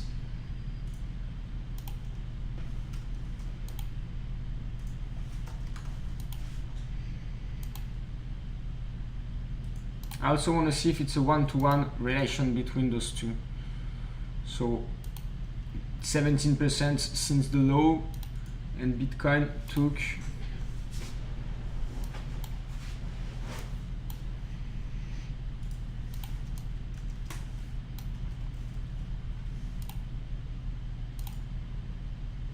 17%. Perfect. So it's a one-to-one relation. All right. So here, just to make sure, between this price and the low, I have 2%, and on BITO, between the price and the low, I have Okay, it's this low. Okay, 2.6%. Okay, so we have our levels. So we're gonna try to get in at 27.1. Stop loss 26 points. Okay, let's be just here, 26.7. Okay, so let's compute the position. So entry 27.1, stop loss 26 points. Come on, let's do 6. Okay, so risk per share is equal to this divided by this. Okay, so not divided, minus. Okay, total risk, let's do as usual, $250. So divided by that, so we go for 500 shares, guys. All right, so we have our order, and we're going to discuss targets later. Okay, so this is some day trading, so we're going to close this position today. We don't want to be exposed to a gap risk tomorrow. So let's do that, guys. 27.1, 26.6. Let me check again quickly the levels. Are they the right levels for this trade? We might also just rally. If we miss it, we miss it. It's fine.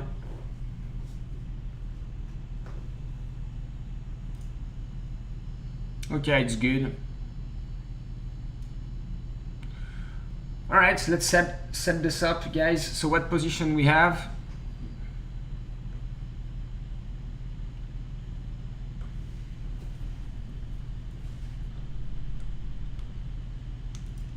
Okay, it's around 13,000 US dollars, guys. Let's compute that to be sure what we're doing. So notional is 500 times the entry, 13,000, like I said. So you can see, guys, we are only risking $250, but we take a position of 13,000 US dollars. All right, so let's check the leverage we take by doing this type of trade. We are risking 250. Where is no, total risk I put 500. No, okay, 250. So equal 250 equal that divided by 250. Okay, we have a 55 times leverage. Okay, you can see things a little bit like that, and we build this, you know, just by using a stop loss. So we buy 500 shares, 27.1.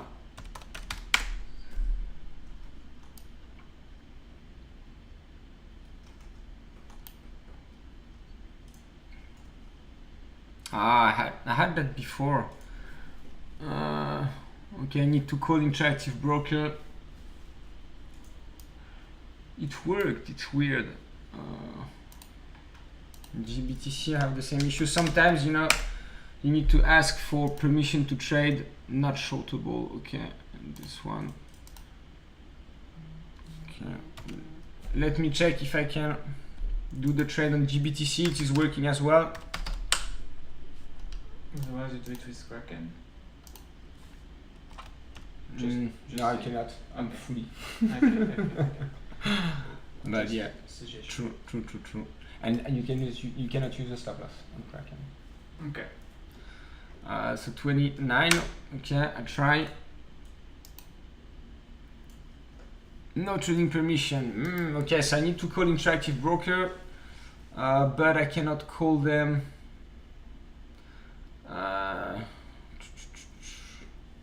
Okay, let me call them, guys. I'm gonna stop the webcam quickly. No, but it's gonna be a pain, guys. I don't want to do that. It's gonna be really painful for you to listen to that. I think I can ask the permission by myself, but I don't know where it is. I'm surprised I cannot do that.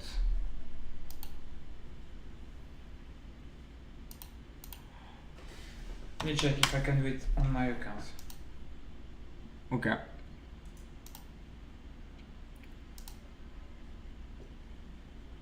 What do you want to do? Sell Bito? Or No, buy. Buy Bito? Buy. But I've done that before. I traded some, I had some GBTC on my account, so I had the permission. And I traded some B2 options even. So I know I can do this. I've done that before, but you know, sometimes you have the permission and then it just goes, you need to ask for it.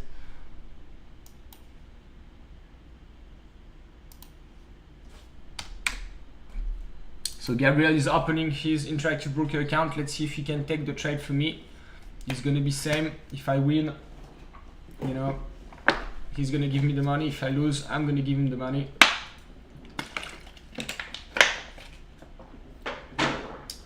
Okay guys, but the order is ready. Let's hope we don't miss it. Let's hope we can do it. It's a risk again because we've seen a lot of fake outs on Bitcoin, but we're here to play, guys. We're here to have fun. Okay, we made some money this week, so we can take some risk. All right. I have no problem placing an order. Okay, cool. And did you try? Is it you sure it's the restriction and it's not a limit issue? Yeah, because they may be requesting like 100% collateral. Yeah. Just try to buy one share at $25. Just for okay. Matter of testing. Yeah, you're right.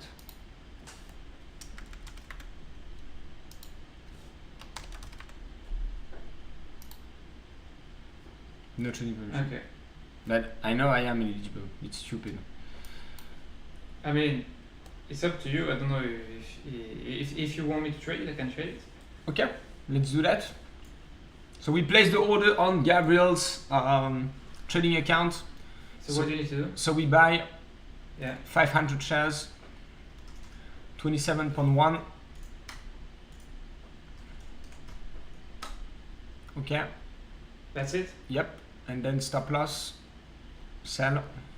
But it's not executed. Yeah, no, I know. So I'll do it when it's done. It's better. Okay. Right. I mean, it doesn't change anything. Okay. Orders placed, guys. So that's done. I'll let you know whenever it's executed. Okay.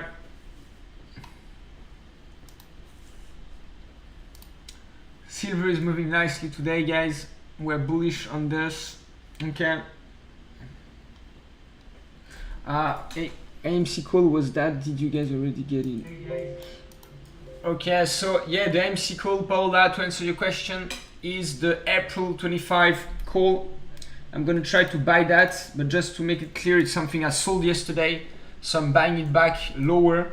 But we can quickly discuss what kind of options is good to do on AMC for those who are interested. So the 25 call, if I was not short, I wouldn't buy this one. I would rather go to a smaller strike. I would go maybe to the 20. The 25 is not that bad, let's be honest. But 25 is actually a resistance. So we might go there and get rejected. So it's better to get in on the 21 strike. Okay, but you have less leverage. So let's compare those two strategies. Okay, let's go on April. And once again, the volatility is quite high. So I also explained that I prefer to sell options whenever we move strongly than buying them. Okay. Let's check the difference between those two strategies. Okay, so as you can see here, I'm having, okay, so one April 25 call. So this is the present value and payoff at maturity. So the present value is, let me zoom in here a little bit, is basically what it is worth. So right now it is worth around $150 US. We're here. So if we go on the upside, you can, for example, if we go at 40, you can make up to $1,400 US. But let's be honest, 40 is, you know, quite far. Let's check that, things like that. Okay, bam.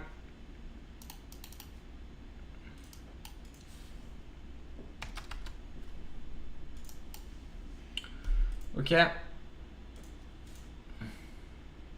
So, so this is the profit you can make on this position. And right now, if you go, but you start to make money only after 25. Okay, so if you close below 25, you don't make anything. Whereas if you go to a 21 strike, how much does it cost? What is the difference in price? It's 2.3. So let's say you do the same amount. So 2.3 divided by 1.5. Okay, 1.5. So it's equivalent to 1.5. So let's do things like that. First, if you buy 1.5 call, which is not possible, but at least we invest the same premium. As you can see, if we close at 25, you don't make anything. But if we close at 30, you make $900. Okay, for example, at 30. And I think that it's hard we close above 30. So let's say 30 is the best case scenario. So at 30, you make $900 and you invested. No, it's the P&L. Okay, so you make $900 profit. Now, if you go to a 21 call and you invest the same amount, which is $230.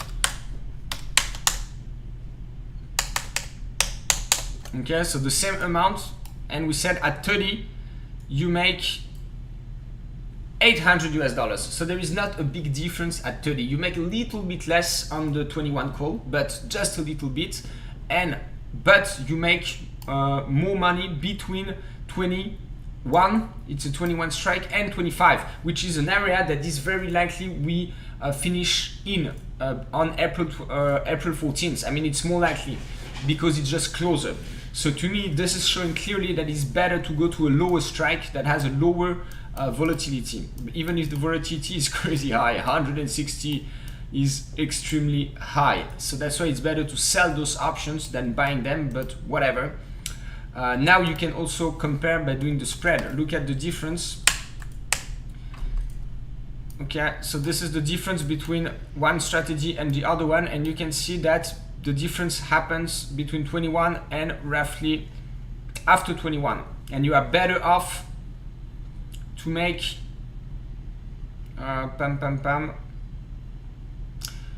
until here. So until 29 you are better off with the 21 call. All right, so to answer the questions, what is the best call option to buy today on April? I would say 21 call, and the price is around $200. Now, I would personally not do this strategy by itself because the vol is very, very expensive. So the best thing to do, I think, is to buy this call. All right, and as the volatility is very high, we need to buy some volatility and sell some volatility. And I understand you don't want to sell some more upside calls, because if we squeeze, you want to have the full upside performance, and you are right. So we will not sell a higher call, but we can sell a put. So what kind of put can we sell? We need to go for a support that we have, and the strongest support we have today is created by the breakout area. Okay, so the breakout area is here at 16.7. So selling a 16 put makes total sense. So this is a good option strategy on AMC that is not losing anything until 16. Okay, bam. So buying 121 call and selling one. Okay, and here, okay, you just divide your premium by 2, so you still spend some money but less. Okay, so I think that this is a good strategy, buying the 21 call, selling the 16 put. All right, let's go on the chart. Let's check what is happening right now, guys. We have some moves. Okay, bulls are trying to take back control. Let's see. For now, this is still early. Here, the 50-day moving average acted well as support. We didn't take any order yet because things are not clear enough for the support, but we had 4 reactions on it. So let's wait a bit. We said that we're gonna see how the 30 minutes time frame 20 period moving average is gonna act today. It was a support yesterday. Let's see if it's gonna act as resistance today. I'm afraid it will.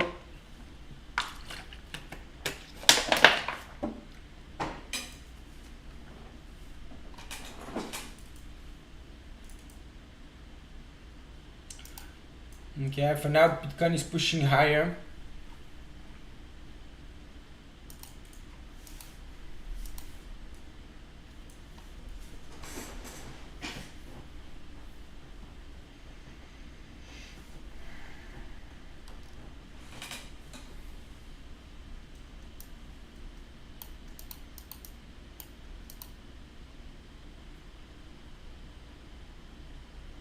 Can you look up Ethereum classic chart? I wonder it can go last highest. Ok. ETC. Hein? C'est ETC. Ok. Ah, ok. Non, mais faut aller sur les cryptos. Oui. ETC USD, ok. Let's have a look at that. Indeed, we had some massive move up happening recently. Prends le. Je crois qu'ici j'avais de l'étier. Ok. Attends, ah non. So ETC USD. Okay, I don't have any technical analysis here. I'm surprised because Check the Binance, I think. Right now I'm on Binance, I think. I can check Kraken. I was on Binance. I can check Kraken, but maybe not. Okay, so we indeed have some massive moves happening here, guys. So wherever you have some massive moves, so let's go on the which exchange do you think is the most traded one? I mean, any of the big ones would be fine. It could be Binance, Coinbase, Okay. Kraken, Okay. FTX. So we want to see if we have some volume increase, and look at that, guys. Bam! So this is a very nice volume increase. This looks like the beginning of something, but like we said before, a volume increase is good, but it needs to be combined with a breakout, okay? And here, do you see a breakout? I think I see one.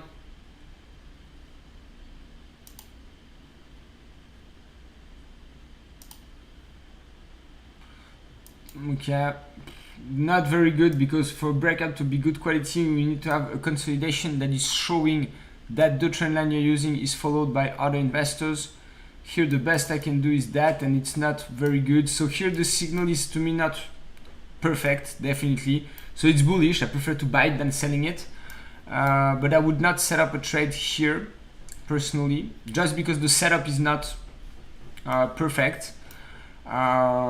Basically what could happen, so for now Bitcoin is, you know, going higher, but let's see, this is a 15 minutes breakout on the 3 months correction, so it's of course not enough.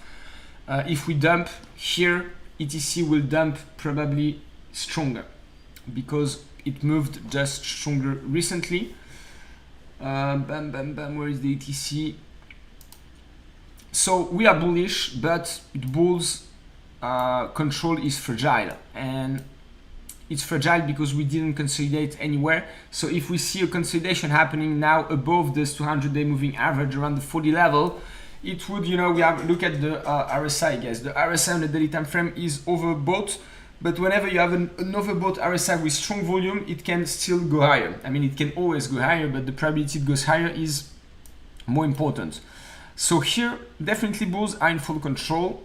Okay. If you want to do some day trading, it's, I think, a good asset, because we're probably gonna have some buy the dippers all the way up. Okay, we can try to go from one time frame to the other one and see what levels are good, what moving averages are good to use.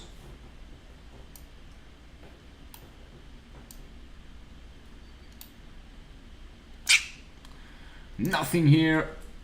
30 minutes time frame, 15 minutes time frame, nothing here. Hourly time frame, same, we don't see anything. I don't have anything. So I mean, whatever we use, we can see the bullish momentum has been here a little bit broken, so we corrected. So so I would say that we need to have a breakout on the short term, but breakouts on the hourly time frame on you know, a crypto that is moving that much is a bit risky. But here we have a signal. You can have a trend line that you use here, and here you have a small volume increase. So I would say that if you want to place, you see small volume increase, but look at that, guys, it's very small compared to the volume we had here. So this is weak. So this signal is not good quality, let's be honest. It's not tradable to me. But I'm just showing you what we would have liked to see. If here we had a bam, a massive volume, of course this, so probably we would be here much higher, and this would be a better situation to get in. Here this is not very interesting to buy. So yeah,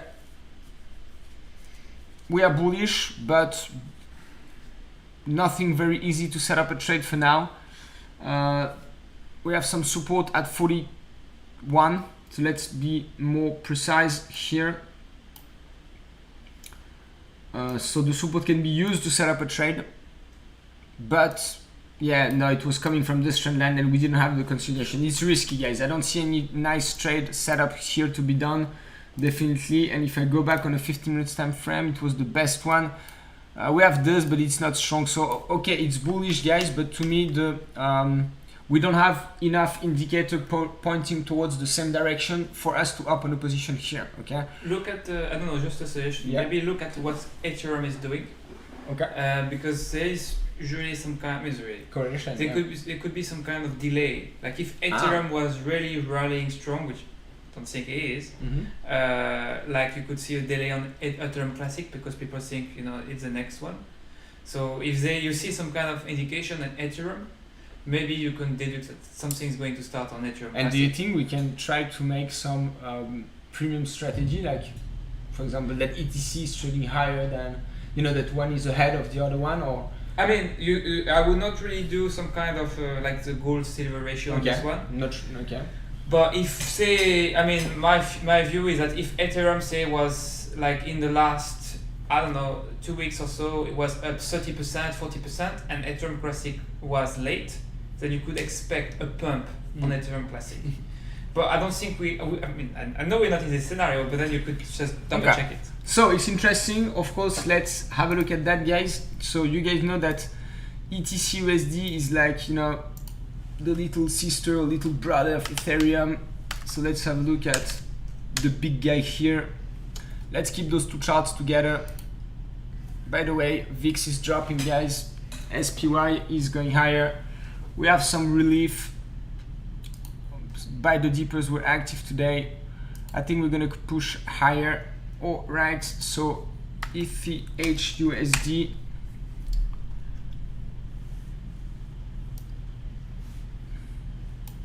So Ethereum USD has a little bit the same shape as Bitcoin because those two big market caps are very correlate a lot now. I mean, if you want to look at it as Ethereum versus Bitcoin, you could also look. There should be a ticker on TradingView, which is Ether versus Bitcoin. Like how many Ether you get for Bitcoin on the reverse. Yeah, the ratio. Right, and then this is another thing you could look at is, you know, if Ethereum is late compared to Bitcoin in this new rally.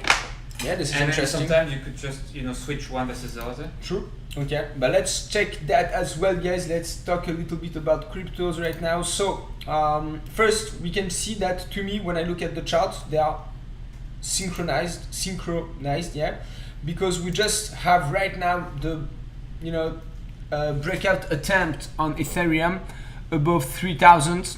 Okay, so let's see if volume is kicking in, and on Bitcoin we have the same above 43,000. Okay, so to me they're really moving together, but apparently there is an indicator that is making the difference of those two. So let's try to have a look at that. I'm not sure I can find it. So Bitcoin,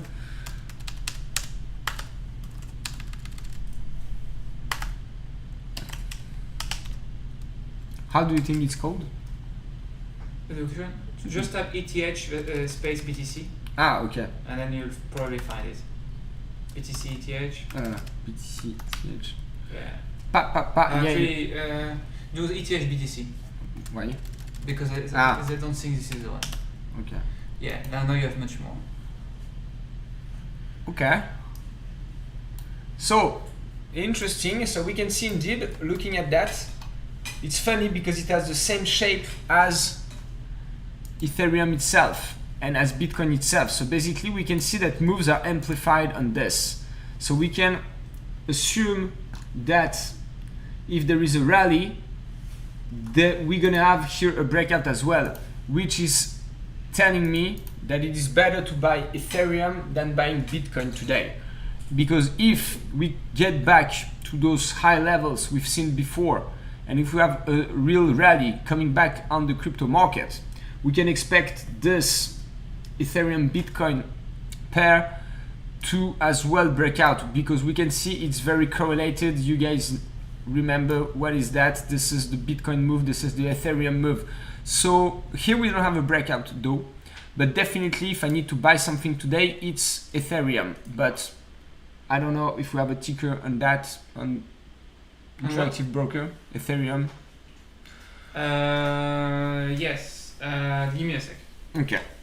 So we're gonna check, maybe we're gonna change our order on Bito to an order on Ethereum ETF. Let's see if we can find that. For now, it's just going up without us. It happens. But once again, guys, don't rush into those breakouts because this market is very volatile. It's better to miss sometimes a trade than over trading and, you know, losing money. So, all right, let's check. AMC is doing well as well, getting back to the 21 level maybe soon. It's a pain we missed our trade here for not a lot. Maybe we were a bit greedy, but whatever, we'll see. Maybe we're gonna have another opportunity. And give me some likes, guys. I can see it's growing, but we are still at 83 likes, guys. You can do better than that. Let's go to 100. Okay, so what else I wanted to show you?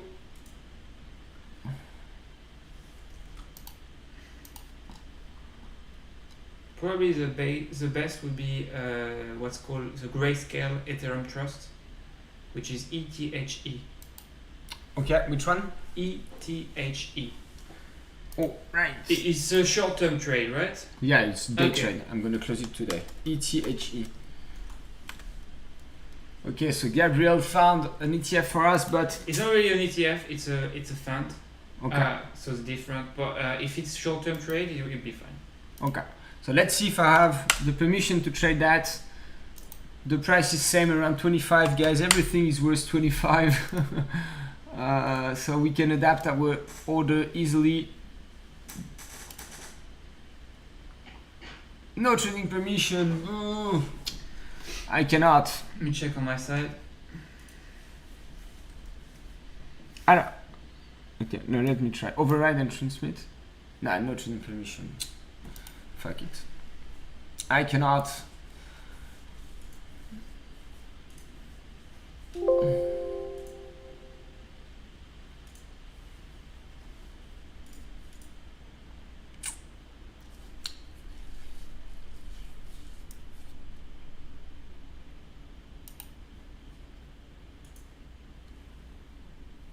I cannot do it as well. Okay, but let's leave it like that. Okay, guys, we tried. Didn't work, but we tried. There is another one which is gonna be on the Canadian exchange. Okay, let's try. It's ETHH. Let me Okay. check if I can do this one. I'm gonna call Interactive Broker after this live. So tomorrow I'm gonna be fully set up if I want to do that again, guys, with you. Day trade some crypto is fun. I hope you like it. On the Canadian exchange, I can do it. But having said that, you kind of have some kind of FX because it's Canadian dollar. It's fine. Just say. So let's see if I can do that.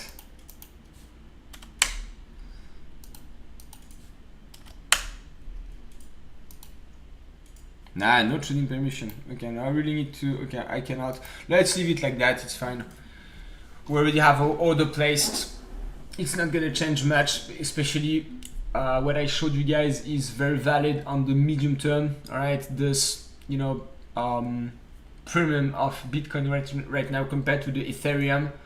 The Wolf of Panama, CC, Kamlar in the place, and yeah. For the day trading, it's fine to make some to go to the Bitcoin trade, especially that we don't have these permissions today. So let's not make things too complicated. All right, let's follow a little bit what is happening on GME, guys. We are getting back close to this 20 period moving average on the 30 minutes time frame. So let's see if we're able to take it back, guys.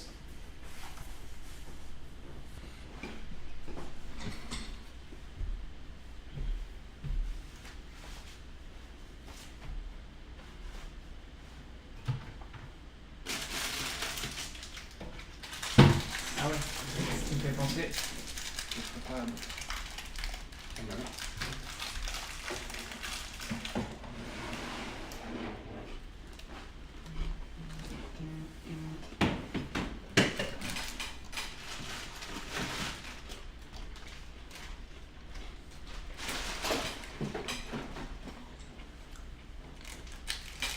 Okay, I'm gonna check Mulan.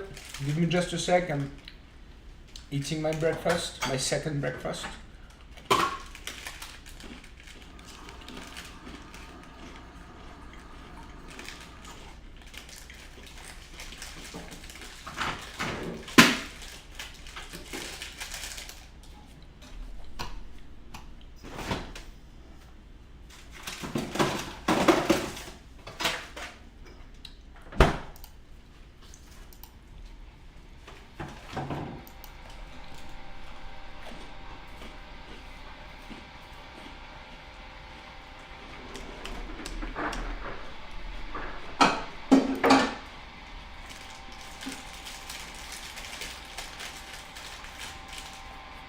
Okay, so on Mulan, guys, like I said,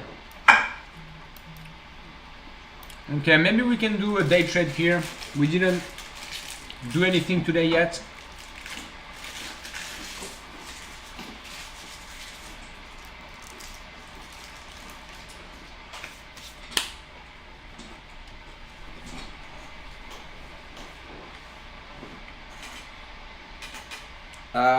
And Mulan is getting back to the support, but as you guys know, I like to have really a good consolidation to enter my trades.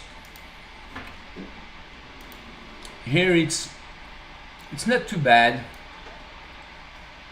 It's not too bad.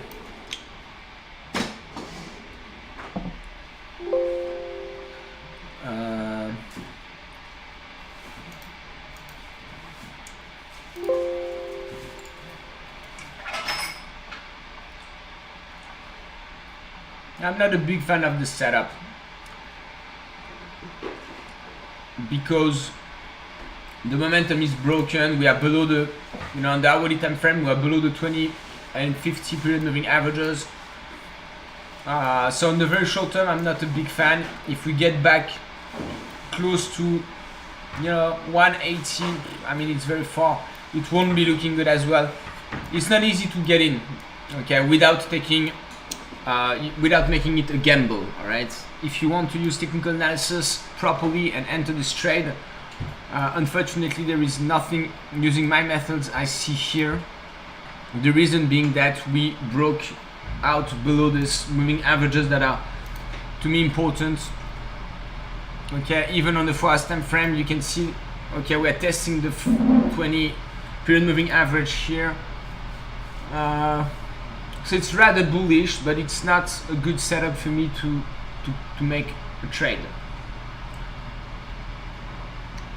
So I will wait a bit. Okay, AMC and GME, guys, as expected. So it's good, guys. We are, like I said, taking back some energy. Just correcting a little bit on low volume. Okay, look at the volume today. It's a boring day. Nothing much is happening. We didn't take position, but for now we wouldn't have made any real profits because it's not moving a lot. Tomorrow I think is going to be more exciting. It's the option expiry. Tomorrow we're gonna be there, of course, again.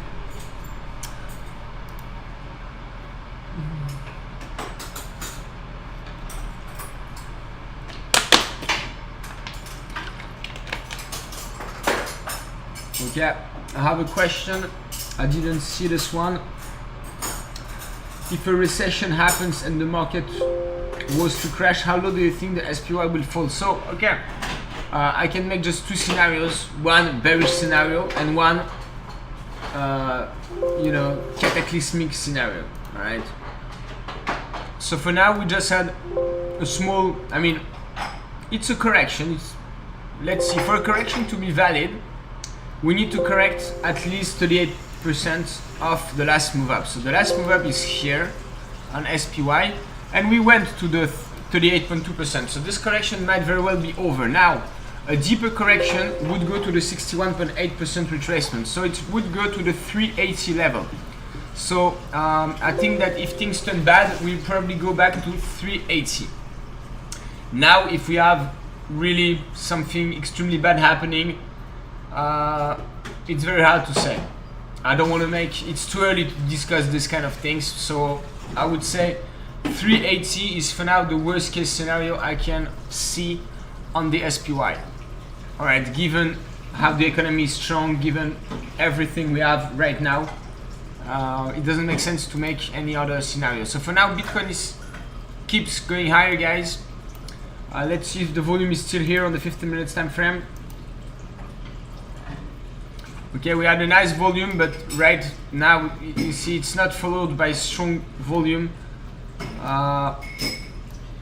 Okay, let's check in the past. Okay, those volumes can be much bigger, guys. So the volume is here, but it's not impressive.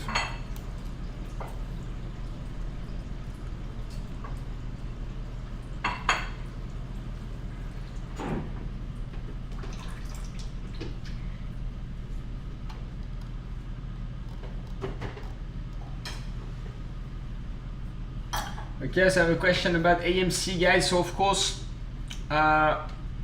we keep an eye on it. No, AMC looks good, guys. You can check at the beginning of this video, I made an update on AMC and GME, and I was saying that bulls are in control, guys, on the short term. I mean, if you look at the daily time frame, it's pretty obvious.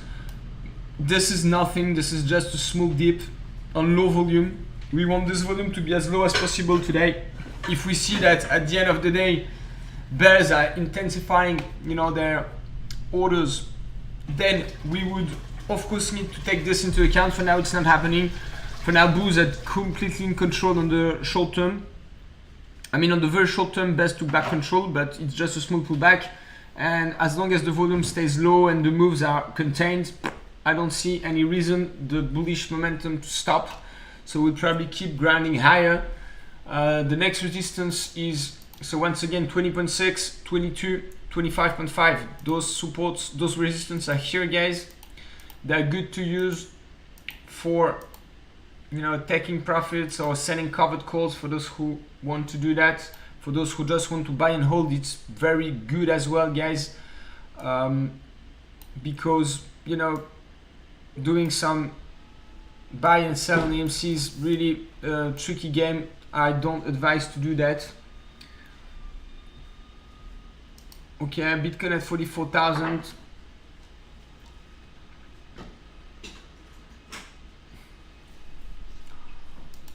Okay. Oh yeah, we can have a look at X, guys. Oh yeah, we didn't go through the watch list today. Let's do that right now. Okay, so this is the watch list I'm using to, create my alerts that I post on Discord. And okay, so as you can see, I'm monitoring some levels that are in the yellow column, and sometimes I'm monitoring if we arrive close to this level from the lows, then it's a stop limit order type that I put here, or if we are coming back to a support level from the highs, then it's a limit order that I would set up, and I would try to buy the dip. And if we are close to my levels that I enter manually, it creates an alert. All right, so today's alerts are here. Okay, so we have all of that. So we've been through most of them, but let's do that again. So Mara, Bitcoin is breaking out, guys. We have Riot, we have Mara. So let's check those two first. I know that you guys like the stocks. Let's see what they do. I remember I did Mara on Tuesday, I think, and we were monitoring the 132 level. So let's see today. We see, okay, we don't have the signal yet on Mara, definitely.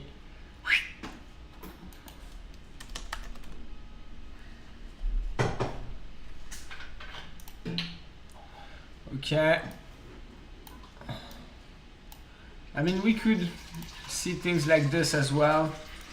You see, in technical analysis, you can always do different things. So maybe we can see that this is a breakout, but if this was a breakout, we would need to see a volume increase, which we don't. I mean, this is not a real volume increase.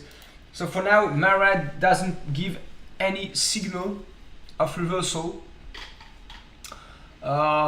Even if Bitcoin does, So you know, it's good to keep everything in mind together.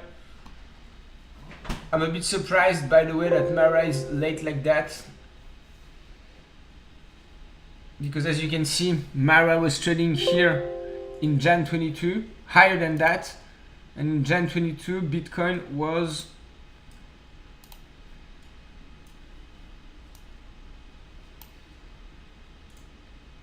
okay, no, same, okay. No, it makes sense. Okay, so for now, Mara, like we said, we don't see any clear setup. We are still not looking so great to me, as long as we are below this red trend line and this blue trend line that is here, this one. So we are monitoring the 32 level. Okay, guys. Then what else do we have today? Okay, DE keeps going higher, guys. So this was a nice breakout that we have identified, but it happened without volume, so it was a bit risky. Okay, for nothing new. FICEL, guys, for those who like this stock, we monitor the 680 level. Okay, we start to have a nice consolidation for me here, guys. Okay, so this is interesting. Let's see what happens here, guys.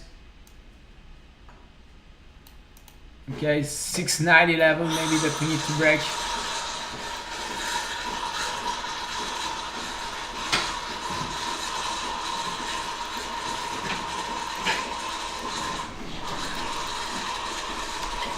Okay, then we had X, guys.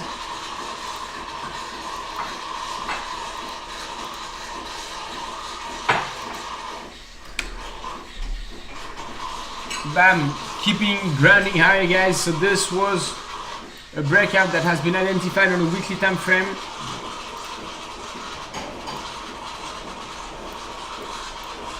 And as you can see, it is still good, looking very good. Bam, going higher. So the target is 47 here, I would say, for X. We entered this trade around 23.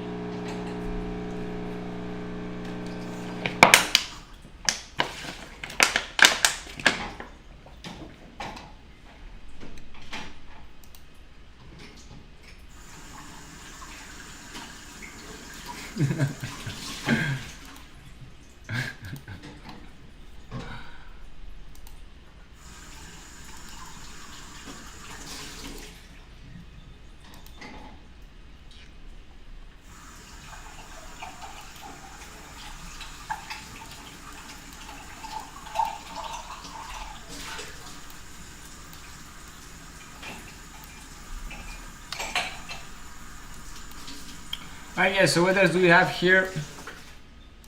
So X is looking good, still, you know, grinding higher, probably going to go to 45. We have a position here, we're happy to keep it.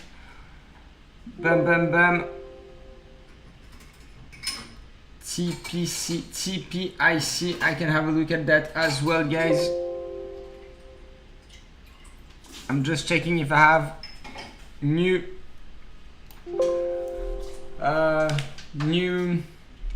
alerts to give. I don't. Okay, so I can check TPIC. Maybe we're gonna find something cool.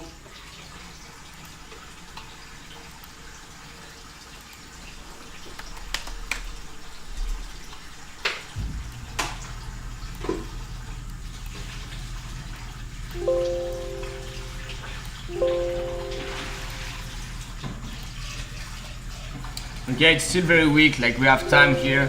As you can see, we are, we're on a downtrend since February 21. And okay, we start to see some reversal signs, but we don't have, we had the volume increase that happened here. Okay, we can see this as a breakout, fair enough. Okay, here, I agree.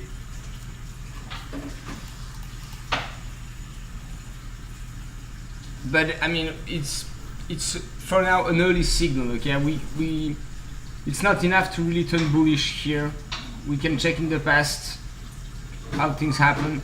I would rather wait, so it's a bit far, I know, but I would rather wait to see what is happening around this trend line. So maybe we can go, you know, back close to this area, to the 20 area.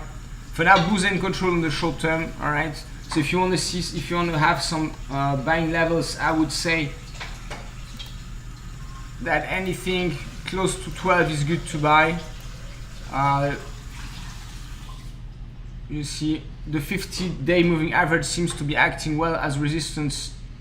Seems to be acting well as resistance in the past. It got broken here, and now it could act as support. So let's see if it can be used to entry. I think it's not a bad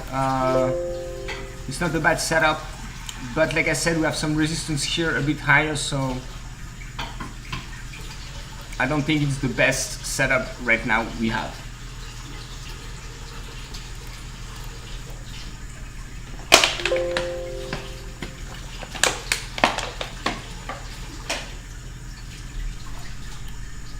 Okay, let's quickly have a look again at AMC and GME, guys.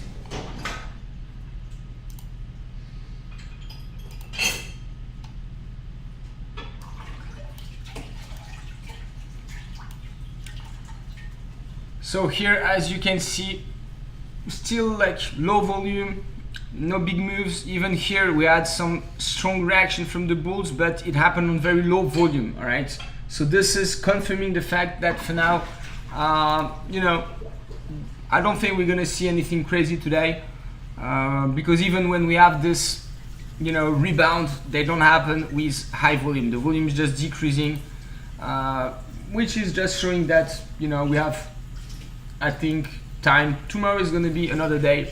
Today is a calm day. Ideally, it would be good to close, you know, somewhere around 20.5, you know, just to put pressure on the bears. It would be better. Okay, so what else do we have, guys? So IMPP, okay, I can check that.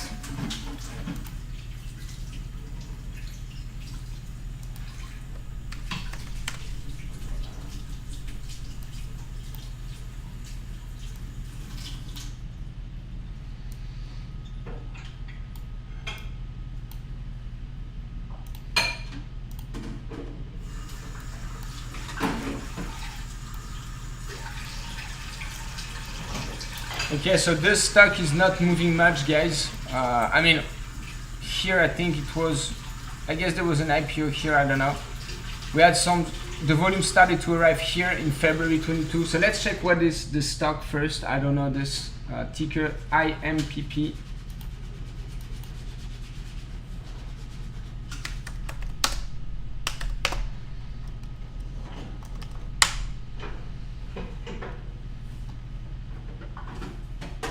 Okay, Imperial Petroleum Inc. explodes and produces biodiesel and oil and gas.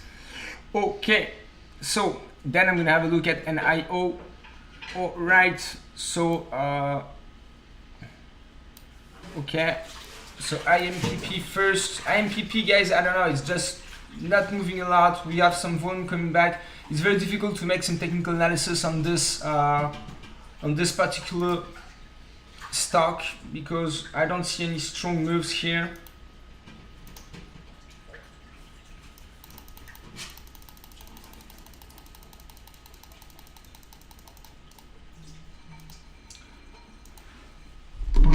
Okay, guys, so NIO, let's have a look at that, guys. I know this is a hot stock, guys.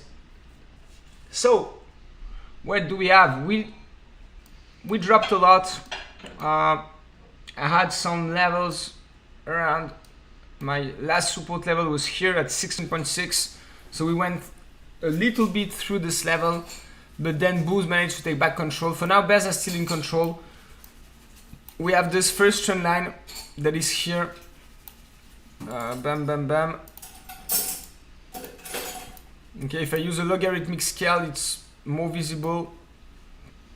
Something is happening around this level, but we don't have any real consolidation here that is telling us that this trend line is the one that needs to be broken. We had some nice volume increase indeed, So that's good, but once again, the volume increase that is not happening on a breakout is not as reliable as a volume increase that is happening when a big level is taken back. So so let's see, guys, what we can see here.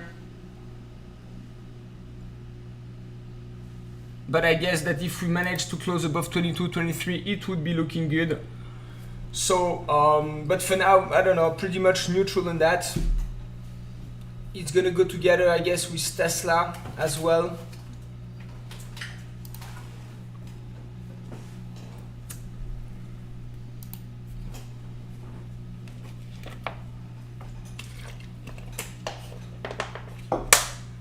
Nice coffee. Still, okay, still Nile to do BKKT. Okay, I can have a look at that, guys. Come on, we're close to 100 likes. Smash that like button, guys. It's good for the channel. All right, so NIO, just let me conclude on NIO. So I can see we have resistance around 22. So let's see if we can take this back. But seriously, I prefer to play this long term. So of course it's better to enter at a very good level, but at a low level. But here we have some resistance at 35. All right. So even if we manage to go, above that, here we're gonna have a big question. I prefer to wait for that. Be patient. So maybe a few months. Let the price action do what it has to do, and then if you have some consolidation and then a breakout, here I would be a buyer, and this would be probably followed by a strong move up. So I don't want to stuck my money for now in something that is not really hot, and so let's wait. I think that NIO, you can try to enter, but you have also some downside, as you can see. So to me, it's not the best play at the moment. All right, BKKT. I don't know if I did that one before. Yes.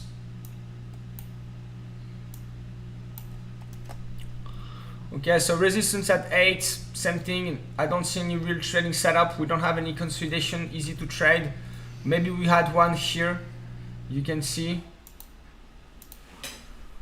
But it's not, I don't know. We have support at 6 right now, but the consolidation is not very strong. I don't know, it's not a good trading setup to me. First resistance is at 8, and we need to wait to see more price action to me here. We have volume coming back, but they're still low. Nothing much to say on this one. Neutral between 5 and 8. Above 8, I start to look at it. Okay, NILE. This one is a new one, I think.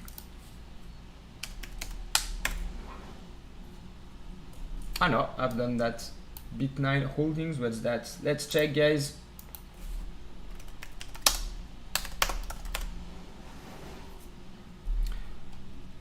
So investment holding company, the company through its subsidiaries. Okay, so it's a holding, investing in technology platform services, architecture, as well as owns and operates, blah, blah, blah, blah, blah, blah, blah. Okay. Okay. So it's a holding, and I don't know, RSI, you can see resisting at 50. Remember that, guys. An RSI above 50 is bullish, an RSI below 50 is bearish. I mean, it's not enough, but it's just one more thing to add to the analysis. Here we are not able to close above 50 on the daily time frame on the RSI. So since actually here, all right, so since this October 21, bears and control, and if you see the RSI coming back and holding above 50, then you can start to be like, okay, I will maybe start to buy some shares. But before that, I don't think it's a good idea. It will, of course, probably go together with other signals like a breakout that you could have here. For now, you don't have it, so the levels to watch are roughly 0.9 on the upside. Okay, guys. So it's a very calm day, guys. I think I'm not gonna, stay here the whole session. So if you have some more questions, ask me now, guys. We're gonna end this live within 10-15 minutes. We're of course gonna keep an eye on everything that is happening. We didn't do any order today. We still have our order placed on Bitcoin, but I don't think it will pull back right now. It's gonna pull back probably later. I don't think we're gonna just rally like that. Maybe, but yeah, BBIG has been done, but I can do it again. Okay. So BBIG quickly, BBIG, I mean, nothing's happening on BBIG. We are just waiting above this support. All right. Hey. Okay. Okay, so you can see, guys, we are just consolidating around this level, but the trend line I'm having is not perfect, like I said, so I'm not very happy about this, you know, drawings, but it's the best I can do. 360 is the first resistance, okay, but then we have 4, so we have an area of resistance that we have here. So I mean, if you look at trend lines, you don't have good information coming from this, but if you look at the volume, we have indeed the volume kicking in, but then it didn't follow. What happened here, guys, is that the flows from, and we've seen that before, we've seen that with DWAC, with PHUN, with many, you know, meme stocks that are squeezing, and basically the flows go from those kind of new squeeze to AMC and GME, guys. All right, so it's just, you know, AMC and GME are attracting everything today. So as long as those two are attracting the volume is not somewhere else. Look at me, for example. You know, I prefer to, well, of course, my situation is a bit different. I do it for you, but even if I was trading myself, I would today prefer to buy AMC or GME, of course, because I mean, we can see that everything can happen, that maybe tomorrow we're gonna be up 20%. We don't have the same feeling on Mulan, BBIG. We think that things are now calm. Maybe it's gonna come back, but for now the volume is low, and in terms of support resistance, we are in a neutral area, guys. We can very well go to 4, all right? It's possible, which is a nice move up, but we have a resistance at 4. If we close above 4, then we discuss. Then we're gonna have a look at it better, and you know, but for now, I don't know, it's just very calm to me. Okay, DWAC, I can do DWAC, guys. I was in that trade, but I took profit. I entered at 62, took profit at 95. Okay, so you see it's just oscillating. I didn't buy it back at 62, it came back here.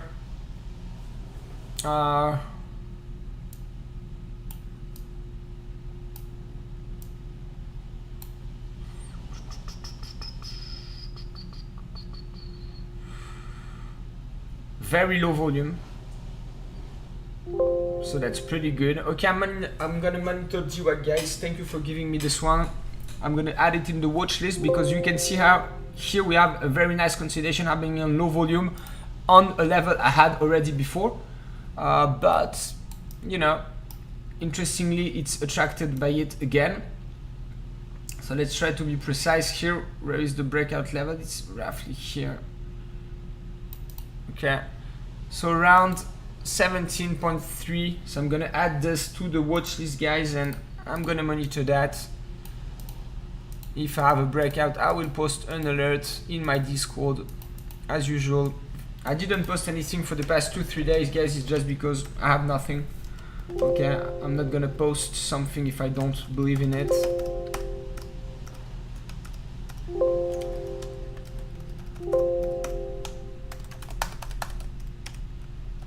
Okay, so DWAC above 73.5. Okay, bam, add it to the watch list.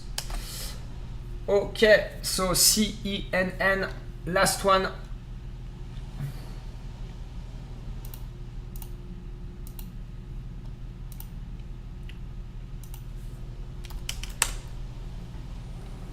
Okay, so volume increase, we keep moving higher, no consolidation, so that's not, once again, a good trading setup, but the volumes are nice.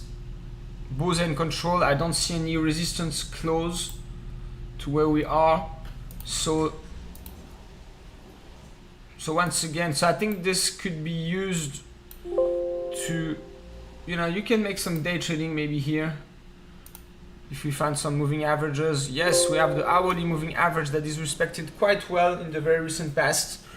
Just here, now it's a bit slowing.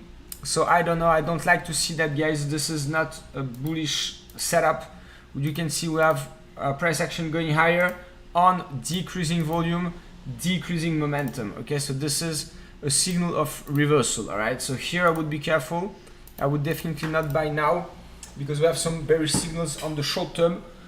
So let's try to find the next support levels. If we have a move down, because investors take profit. Now you can see the move is just slowing. So the next support level, that's the problem when you don't have consolidation, is that, you know, where you don't really know where are the support levels. I would say it's around 2.2, and next one is around here. All right, so between 1.8 and 2. So in this area, this is a buying area. Okay,